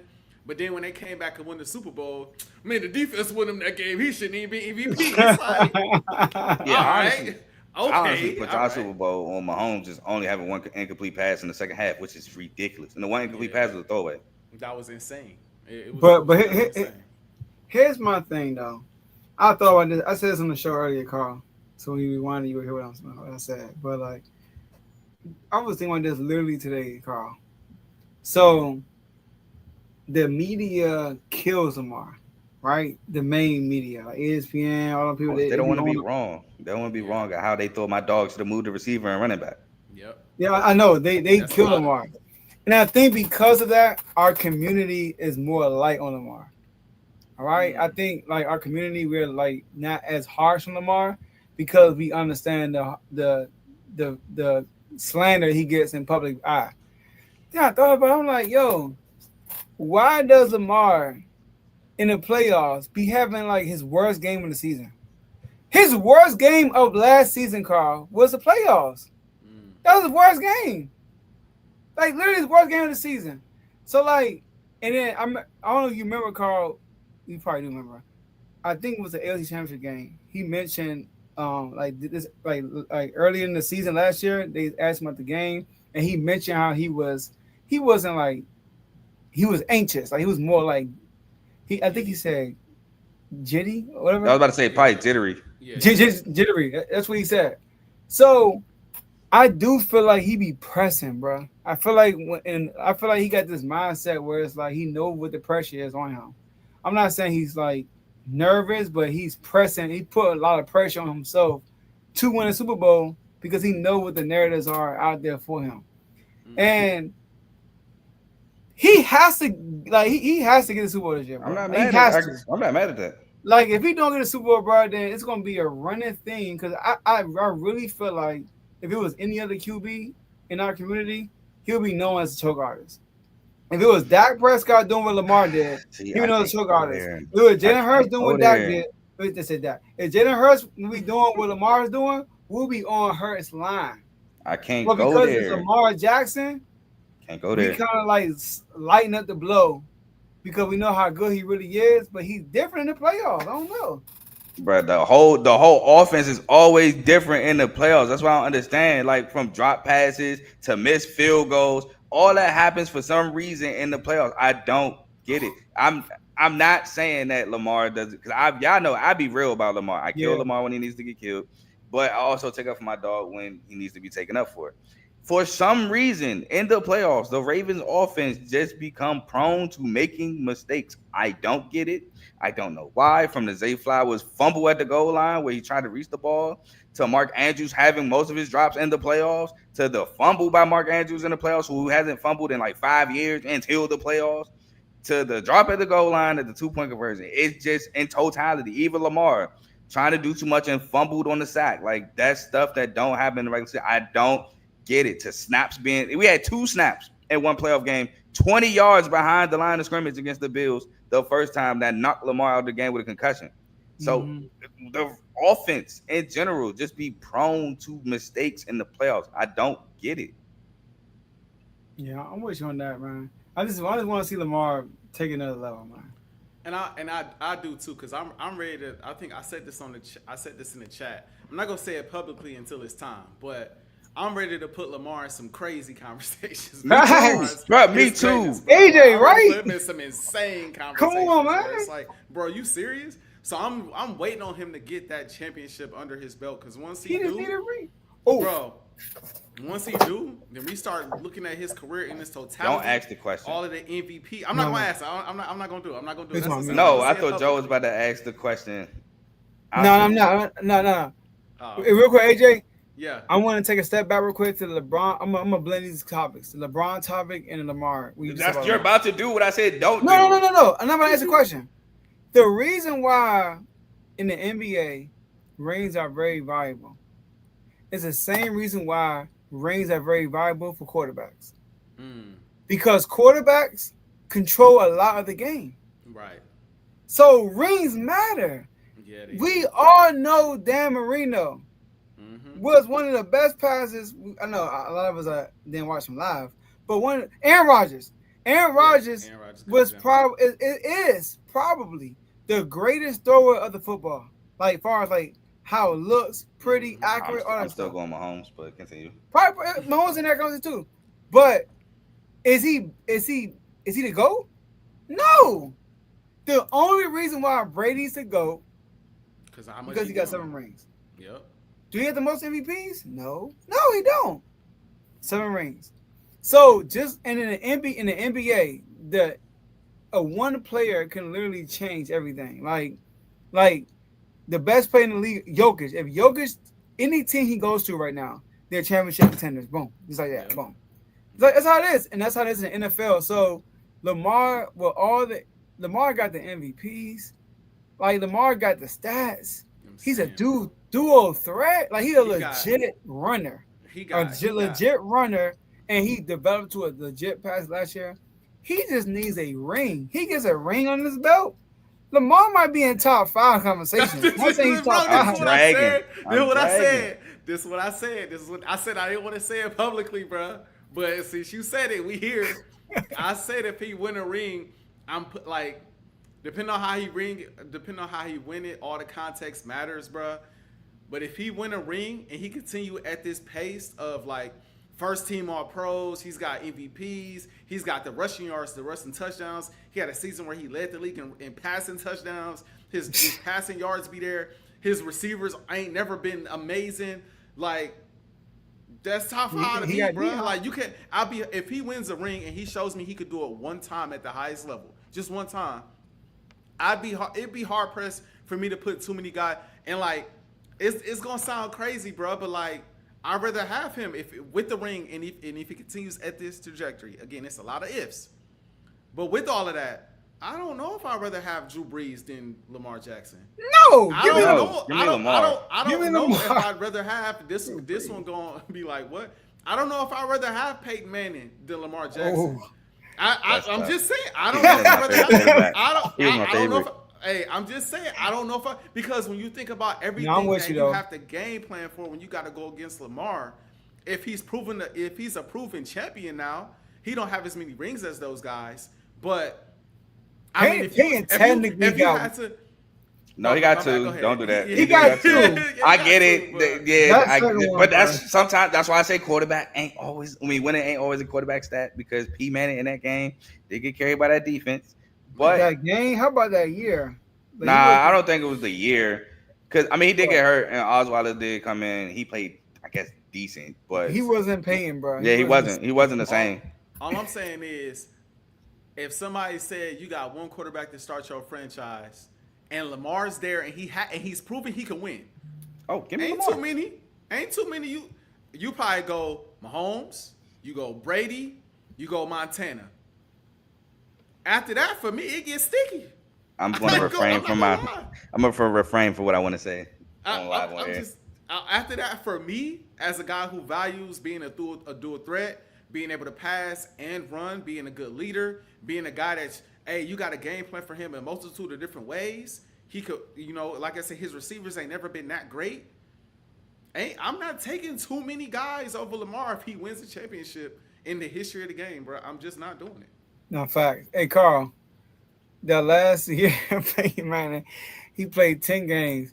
They got hurt. The whole game, a whole year, he had 9 touchdowns and 17 interceptions. He was terrible. He got 17. He was worse than I remember. Jesus. Oh my gosh! I remember Ray was terrible. Bro. I could not recognize him, especially in the Super Bowl. Way worse than I remember. God. I didn't think it was that bad. It's like he used to throw passes and they just be way off. Like, well, as to my point that wins ain't always a quarterback stat. It's not. It's how you win, though. I think how you, because just like in the NBA, Robert Ory got all these rings, but he's not considered a great player. You know what I mean? Like, he's a clutch player. Yeah. But like, how do you? Kawhi Leonard, he has 2 rings, but technically, we really count one because the first one, even though he won MVP, he wasn't like the guy. Option, yeah. It's a world player. But this is why rings matter, because it matters to an extent. Who y'all think is graded higher all time? Kawhi? This is actually a tough question. Kawhi or Karl Malone? Graded higher? All time, yeah. See, the thing is, I think it would be Kawhi if he wasn't hurt. Like, he hurt all the time. He was hurt, though. Yeah, Karl Malone got, like, longevity stats. And he got 2 MVPs. Yeah. Went to the finals twice. I think it would actually be Karl Malone just because, like, the longevity stats. I was going to say the same thing. I would say Karl Malone, right? But Isaiah Thomas or Russell Westbrook? Isaiah Thomas. No question. Rings matter to an extent. No. Yeah. But it's that, and because he was a small guard that did it, too. He was the driving force of Isaiah Thomas, Chris Paul. Isaiah Thomas. I think a lot of people put Chris Paul over Isaiah Thomas. I don't know though. They tripping. I think that's crazy. I'm a Pistons fan. I'm going Isaiah Thomas. The only point guard to put above Isaiah Thomas is Steph and Magic. And probably that's it. Some guys might put Oscar above him. Yeah, some people. Some guys might put Oscar though, huh? I said some people debate those. At least with Steph, Magic ain't really debated, but some people still pushing for Isaiah over Steph. Some. Not all. Oh, I'm not one of them. Some. And they pushing that. Y'all know how I feel about stuff. Yeah. But in football, Dan Marino, bro, like where is he? He's not even top 5. Yeah. Depends in on who you ask. eyes. He top 5 with talent. But we talking about all-time greats. He's not top 5. It depends on who you ask. Like an old head might say top 5. I get you. Yeah. You know, but rings matter, bro. Like winning matters, and depending on who you are. You're a receiver, obviously rings don't matter at all. Running back, they don't matter. The only position rings matter in is quarterback. And because in the NBA, rings matter for everybody. Yeah, because you control both sides of the ball. I feel like it matters a little bit more if you're not a quarterback and you win that Super Bowl MVP though. Oh yes. If you're a big time that's player, more that ups your prestige. Wow. So you are confessing that Cooper Kupp is above AJ Brown. He got a triple crown that year. Triple crown and a Super Bowl MVP. Dang. I mean, as far as like legacy, I feel like the argument, you know what I'm saying? Legacy right now, the argument could be made. And I'm taking AJ Brown over Cooper Kupp right now, though. Yeah, I mean, Cooper Kupp is also a shell of himself. He might be a shell of himself.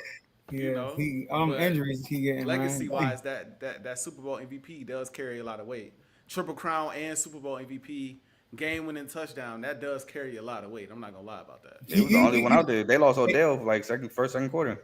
Hey Carl, you more a football guy than me. I heard this before. Sean McVay's offense is injury for most of those players. Oh, I didn't heard that. I thought you were saying people were catching up to his offense. I don't know about that. You said what you say? Sean McVay's offense what? Is injury prone for his players. Oh wow. I don't know if I'm going that far. Like besides Cooper Kupp, Todd Gurley, Cooper Kupp, Puka Nacua always hurt. Like no, I think Todd Gurley hurt at Georgia a couple times. I can't remember. I want to say he was, and that's how Nick Chubb kind of got his name. But dang, that's a story. I don't agree with that. Okay, I heard that. I haven't heard that. That's crazy. Yeah, I should have posted in the NFL chat. I saw it on the reel. I saw something that said that people are catching up to his offenses, even though I don't agree with that as well. So that because the too. Rams still like always a really good offense. So catching They up they deal with where, injuries every year though. Like yeah, last year they were hurt. Once they got healthy, they start rolling. Facts. but they also got like injury prone players. Yeah. That's true. Odell was already injury prone for sure. Yeah, He missed half of the year if I'm not mistaken. What it wasn't due to injury though, was it? It was nah, it was He he was a got free traded. agent. He was a free agent due to Oh, he injuries, signed. and he was signed with the Rams. oh, that's right. Yep. But he got hurt in the Super Bowl. That Yeah, was right, so right. sad. I ain't gonna lie. I was Yeah, sad but he for was him. But he good. was He was supposed to coming win off, I MVP. believe, an ACL tear and tore it. I think on the opposite knee or something like that. He was Yeah. cooking, like you said, AJ. He was was cooking the cooking. Super Bowl. He was gonna cook all game. Cause He it was clear hyped. They was bro. It was clear that it was game planning to stop Cooper. I think I seen in the interview too that it was clear that there was game planning to stop Cooper Cup, and so Yeah. it was going to be an Odell game. Like we going to Odell, a lot and often. So early and often is the right phrase. Yeah, But yeah. Carl, Lamar definitely gotta get the Super Bowl, bro. Because Joe Burrow, I agree. Literally, Joe Burrow got there. Look, every starting quarterback in the AFC North. No, Oh my no. God. Yeah, every starting quarterback in the I AFC North know. Here we has go been with to the Super BS. Bowl. Aaron Yep. Rodgers, Joe Flacco, and Joe Burrow. And two of them are how old? I mean, 88. I mean, 40. they got there. They 40. I just And one of realized them that. got there with the Ravens, behind the Ray Lewis, A. Reed, and all them defense. But he did have 11 touchdowns, 0 picks in the playoff run. I think he had But 16 a lot of touchdowns. no, in the run he had 11. Because he got. I remember the joke was when he got paid, he got a 0 for every touchdown pass he threw. Not to completely change course, but I do want to ask you real quick, Carl, before this game getting ready to end, because this this is ridiculous. How you feeling about I would call him what I call him in the chat, but we on the airways, so I'm not gonna call him that. How you feel about the Pistons? How you feel about this right now? Now I'm even more confused. You know we be calling him in the chat, man. The Oh P-Stains. yeah, the old Pistons. You know what I'm saying? Yeah. I didn't know Pistons where you I was used- going with this, AJ. It's funny. Yeah, the Pistons I used to make fun another of. name came to mind. I was like, I ain't gonna say that. I'm gonna say. You mean the Pistons that swept the Lakers? Oh my bad. Lakers, it is what it is. It is what it is, But how you feeling about it, though, man? Y'all got a young budding star in Cade Cunningham, made the playoffs this year. I felt like gave the Knicks a run, but couldn't get it done. Ultimately, how you feeling about them, the offseason so far, what you expect going forward? I feel great, man. I think the future's bright in Detroit. A lot of our production came from our younger guys. I've said this before. I don't know if I said this on airways. I do think we trade Jaden Ivey. No offense to the guy. I think the guy's immensely talented. I just think we sell high while the value's high. But yeah, I love the Pistons. I think Ron Holland should take another step next season. Asar Thompson. If he gets just a little bit in the offensive game, he's a problem. Because defensively, he's already there. And I think that's just going to come with time, learning and playing with Cade. Because I think last year in the playoffs, once he learned how, when to cut and anticipating Cade's passes and stuff like that, he got better. But at first, he just didn't fit in the offense when we first started playing the Knicks, and he turned the ball over a ton, and he just didn't look serviceable on offense. But as the series progressed, he actually looked really good offensively. Got to work on them free throws, too. Got to knock down your free throws. But, I love the direction the Pistons are in. Pretty solid direction. And I love the fact that Tobias there, a vet. He's probably helping the guys navigate through their young careers, especially, again, like a young Ron Holland. Jalen Duren needs to take another direction in offensive game. If he can continue to build an offensive game, he would also be a problem. But, yeah, I love the way my Pistons look. Now, Carl, I saw a potential trade package. For Giannis? No, for KD. No, I said it on the show Tuesday. Stop blowing up your teams for KD. Love the guy to death. He's 36. He'll be 37. No, stop. This is what I was just saying, but this is what I don't know if. No, I'm with that take too. from Don't earlier, blow the but team this up for is him. Kind of what I was saying before. I said that. I agree with that though. Cade, so that it may work a little bit better. No, don't. Hold on, talking about blow your team up. What are y'all blowing up over there? What do you mean? What you talking about? What you mean? I mean, outside of the twin and K, who the young talent over there? What do you mean? Ron Holland's going to develop. I like Marcus Sasser, our backup point guard. I think he's a really good scorer. He just got to develop more.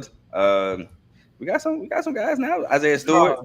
Joe trying to say y'all trash. We got picks. No, I'm not saying He tryna trash, say y'all but they don't have like. We got picks.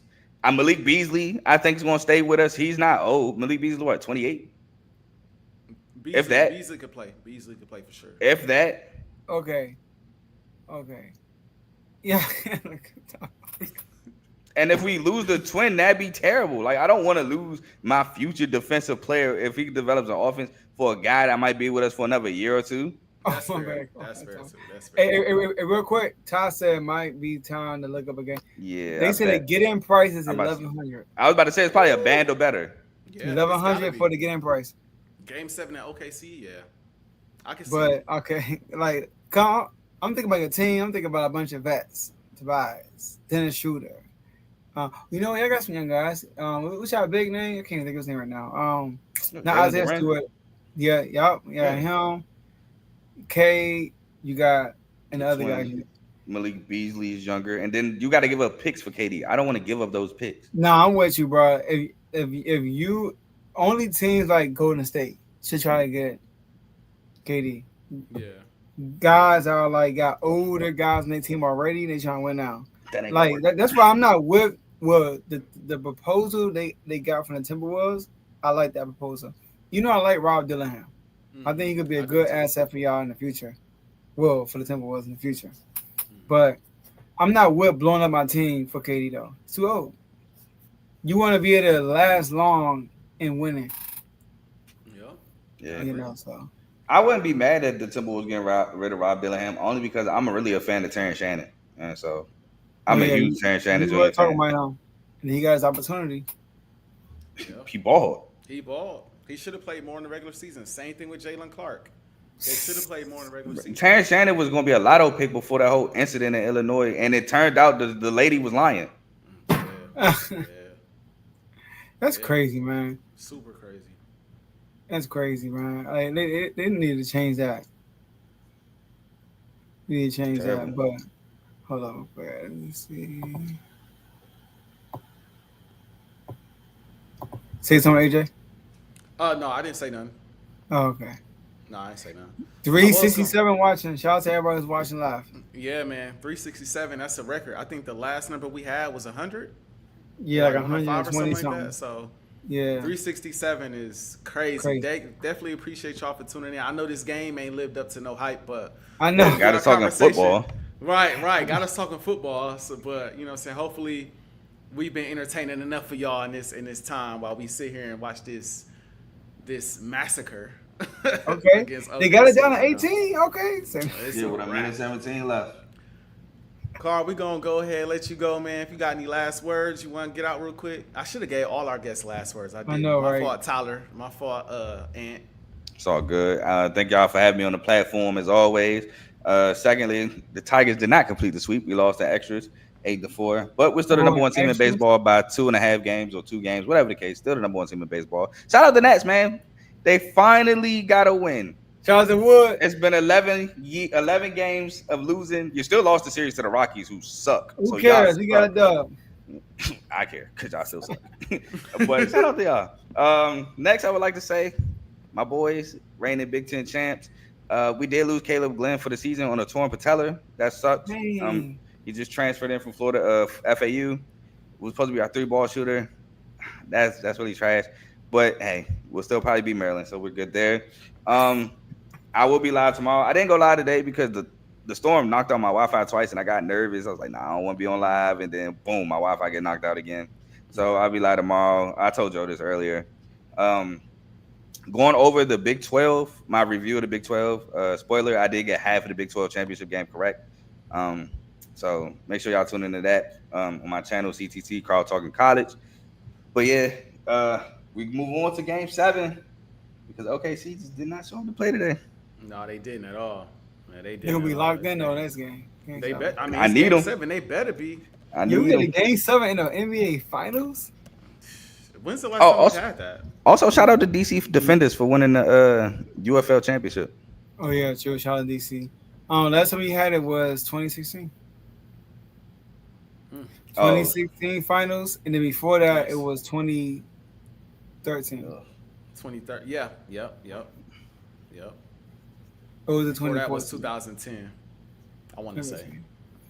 No, I think 2014 the Spurs won kind of easily. No, No, he 2013. Yeah, Yeah, I say 2013. 2013.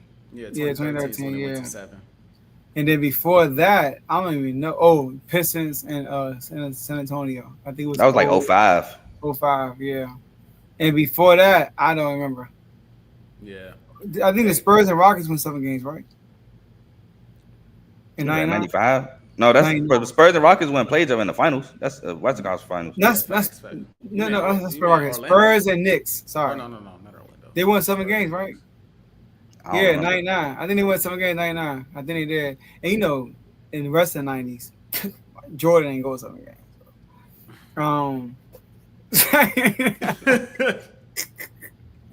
So this is a rare it's a rare moment, y'all. We don't really get all the game 7s. So That's facts. but appreciate you, 100%. Carl, man. I'm pretty sure you're gonna be on the R2 show tomorrow talk about Jair. If my job allows it, y'all let me know. I'm there. Definitely appreciate you for coming on, man, for sure. Yes, sir. Appreciate y'all for having me. Of course, anytime. All right, Joe, man. Wrapping up this game, man. Normally we like to give our we like to wrap up the game after the game is over, but it's over. It's really over with. How you feel about the game? How you feel going into game 7, man? How you feeling about both teams right now? Now look, for my pick, obviously I'm like, dang. 'Cause I had OKC in 6. Mm-hmm. You know. But for basketball, this is good. Yeah. For content, this is good. This is huge, yes. Yeah, so I'm curious how Sunday gonna go. I got OKC winning. Obviously, they are at home. I think them getting blown out. If you want OKC to win in game 7, better for them to win a game they got blown out in versus a game they lost in the close game. Mm-hmm. You know, so that now they got blown out. They set the whole 4th quarter, like you said, and the energy, like you said, when they are home and they're away, the energy, the intensity is just different. Now it's going to be a little extra intensity with it being game 7. Mm-hmm. And obviously the Pacers will come with some intensity too. And also for the Pacers, this is good. Them getting a blowout. Tyrese Halliburton gets to sit for the whole 4th quarter. Yep. And then the next game is down until Sunday. So you got Friday, Saturday, and Sunday. So Tyrese Halliburton should be much better. Because he looked good today. Much better on Sunday. So I'm looking forward to it. Can't wait. I'm looking forward to it as well. Shout out to the Pacers for getting this to 7. I didn't think it would happen. I expected OKC to come out with a little bit more energy and juice throughout. They didn't. They showed up initially and didn't show up for the rest of the game. I thought that was ridiculous. I can't really blame it too much on the Stars. I felt like the Stars played decent this game outside of Chet, who really didn't play well, only 2 and out from the field. Actually, I mean, the Stars ain't really played well. I mean, eye test wise, they were okay. Box score, though, I mean, Jalen Williams only had 16 points, 6 of 13. SGA only had 21, 7 of 15. Yes, I know some of this is because they didn't play in the 4th, but there's a reason why they didn't play in the 4th. They were getting smoked. And so right now I'm looking at this, man. I do like the odds of them going home. Like I said, this is why them having home court advantage is so big. Them being the number 1 seed is so big because they play much different at home. Indiana doesn't quite play the same way on the road as well. But like you said, Tyrese Halliburton getting some extra days to rest on that calf. He already looked good today. He should look even better for game 7. It should be interesting. All the money on the line. It should be interesting, Joe. It should be interesting. My question is, who is more ready for this moment? Is it Siakam, Halliburton, and the Pacers, or is it the league MVP, bro? Right. Who is more ready for this moment, bro? Because whoever is more ready for this moment is gonna win this game. You've done everything you can. If you're the Pacers coaching, if you're OKC's coaching, at this point in the series, you've done everything you can. You done drawn up every play there is to draw up. Yep. You've made all the adjustments you can make. You've done everything that you could do to put your players in the best situation possible. You know what works. You know what doesn't. Now, both teams put out there what they believe works best, one of the plays that they believe works best against the other team. And at that point, it is on the players. Jalen Williams, where you at? SGA, where you at? Chet, where you at? Alex Caruso, you're a champion, where you at? Guys gonna have to step up at home, role players as well, and they're gonna have to show us why they've been the best team in the league all season, or the Pacers gonna walk away with a ring. Yo, this is Denver series all over again. Yeah, but Denver think didn't smoke him in Game 6 though. I think they did, bro. I don't think they blew him. They won, but I don't think they blew him out. Though. It was like I think they won by like 10 to 15 or so. Okay. That's not a to me that you lost, but that's not like a smoke. They lost by 30 today. No, okay, it was down by 30 when the starters came out of the game. Yo, hold on, here we go. They lost. Okay, you're right. They lost by 12. They lost by 12, but Tyler in the chat saying, yeah, Pacers pushed it to 7. oh yeah, Pacers in 7. He said, yeah, I'll get a weak side jumper. Pacers in 7. yo, it lost by 12. But they were down by Something on that left side. They were down by 19 late in the fourth quarter. But like, shout out to Tyrone Parker. The Pacers are one win away from winning an NBA championship, AJ. Yeah. One win. They pushed OKC to 7 games. Yep. This is big. This is huge. This builds a lot of confidence for next year, no matter what the result is. Now, obviously, you want to win because you're here, one game away. Like, it's a Super Bowl. Basically, Right. it is. This is the Super Bowl. Yep. Like one game, like this, you got a game plan for one more game and execute for one more game, and you are a champion. Yep. And they can do it. They are capable of doing that. OKC though at home, they're very tough. It's so crazy how up and down they are from home and away. Night and day. It's night and day. It's gonna be very tough. But the way the Pacers play, I think all the notes I had for this game, it needs to be for next game. Like, Siakam, aggressive early. Yes. Miles Turner, can you drop 20? Yeah. Nembhard and Neesmith. Neesmith, yep. Do not play D without fouling. Do that. So, but yeah, man, let's get it, man. Can't wait. Yeah, we're gonna see, man. We're gonna see who, like I said, who's ready for the moment. And Halliburton, I'm not letting him off the hook. I know he's a little banged up right now, but like we said, he looked good today. You go out there and you deliver a championship, even though the numbers might not say it, man. That superstar narrative might have to get pushed again. The numbers might not say it because he has not played. He really has not had a good series. No. But go out there and drop like he did in Game 3, 22, 9, and 11 to lead them to a win. In Game 7 in OKC, all odds against you for real, against the league MVP. I'll play SGA and win a championship. I mean, what can you say? I don't know, man. We're going to see, Joe. We're going to see Sunday. We're going to see. We're going to definitely see Sunday. And Sunday should be fun. Should be interesting, man. I still got OKC, though.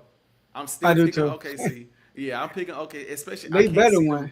I can't see them losing this game at home. I can't see them losing it at home. But if you're a Pacers fan, you like the sound of me saying that because I picked the Pacers to lose every single round this playoff. Every single one I've said they was going to lose. So we shall see, man. Just let me just put it like this. I wouldn't put no money on it. I wouldn't put no cash on it. So, yeah, Same. man. But shout out to Ty. Kobe would have closed it out. SGA can't be Kobe anymore. Yeah, he got to close it out. But I'm not going to put it on SGA, though. SGA was turning the ball over a lot in the first quarter. He had 3 in the first quarter. But let's get out of here, man. No post game. No banners, no champagne popping tonight. Yeah, there's another post game. It's a shame. I had a bottle in the fridge, man. You know what I'm saying? I was gonna pop a bottle for him, man. It's a shame. It's a shame. I know, man. I had the goggles on. The subs. Right, man. It's I was all ready. Bad. Right. It's all bad, man. But it's all bad. But first of all, shout out to the whole R2 network. Shout out to the whole R2 family. Shout out to everybody that came on the show today. Ty, Ant, and Carl. Y'all were great guests today. Really appreciate y'all. Y'all spit y'all knowledge. All y'all know what y'all talking about. And we need y'all on more often. So especially when football season, we got Ravens, Bucks, and Packers. Come on now, all 3 of them teams got some ties to our teams. Yeah, right. You know, so we definitely have to get y'all back on. But I enjoy doing this. I feel like the live shout out to all 371 people who are watching right now. We appreciate y'all. 371, man. We had 120 something last time. The episode before the live episode. Yep. And I remember I know AJ probably did the same thing. I'm just like taking pictures every time I go up. Me too. I did. Like, I definitely did. You know, so now I'm like, wow, you know, so we appreciate everybody who's tuned in. And hopefully you guys enjoy what you heard today. But Commanders, man. Sorry, Aunt. Sorry, Ty. Because of us, y'all had to play the Eagles first round. I'm sorry. If we would have lost, Scary Terry, you know, hit that catch on the wrong blend. If he didn't catch that, we would have played Philly first round. But he caught the pass. We had to play the Buccaneers. Sorry, Aunt, and we beat the Buccaneers. So, but I'm feeling good. My man Laramie Tunsil feeling good. In his interview, he was like, "Oh, you know, we got some dogs over here." He said the rookie we just drafted, he expecting him to be a dog. Like he said, he gonna shock a lot of people this year. He said the culture is great. I mean, Laramie Tunsil was saying great stuff about. I'm like, okay, an outsider, a vet. What do you think about Jay Davis? Come on, man, you already know about him. That's what he said. You already know. He one of them ones, you know. So, but look. Adam Peters, can you sign Terry, please? I'm tired of bruh. He just taking his sweet time. He taking his sweet time.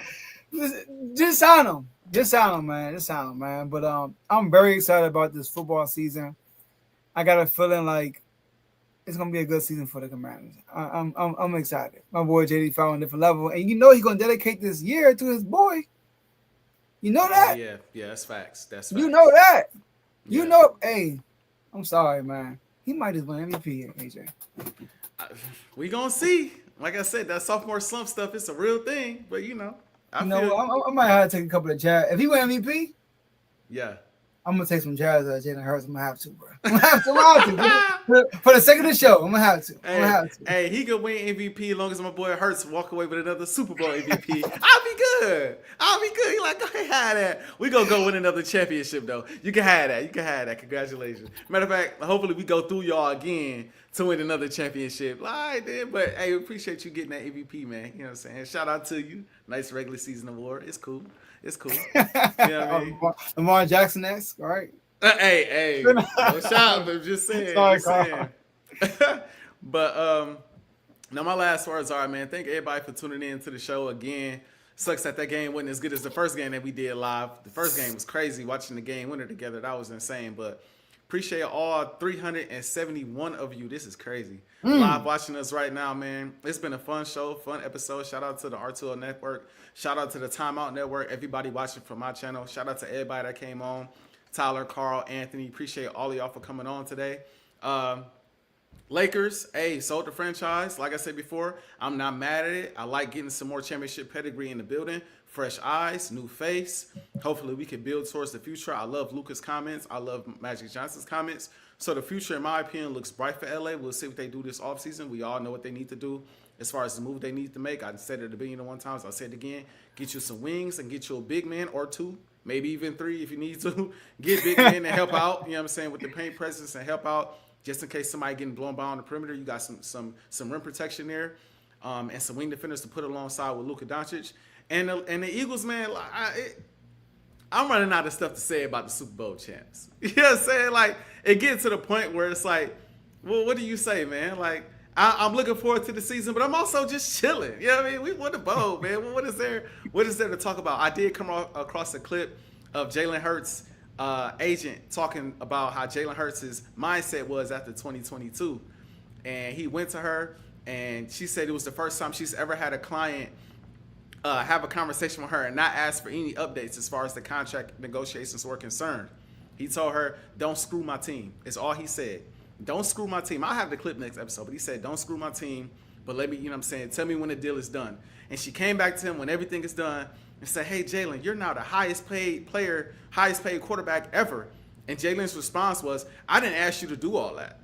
I didn't tell you to do all that. What are you talking about? She had to literally break down how it affects the cap and break down how the Eagles still had money flexible to maintain the players that they have. So everybody talks about Jalen got this and Jalen got that. Behind the scenes, Jalen like, yeah, I do. And I plan on keeping it and winning more championships, man. That's dope. So with a quarterback like Jalen Hurts, man, you know, an all-pro, a Super Bowl champion, a Super Bowl MVP, Joe, it's hard to not remain unfazed, man. Unfazed. Let's get it.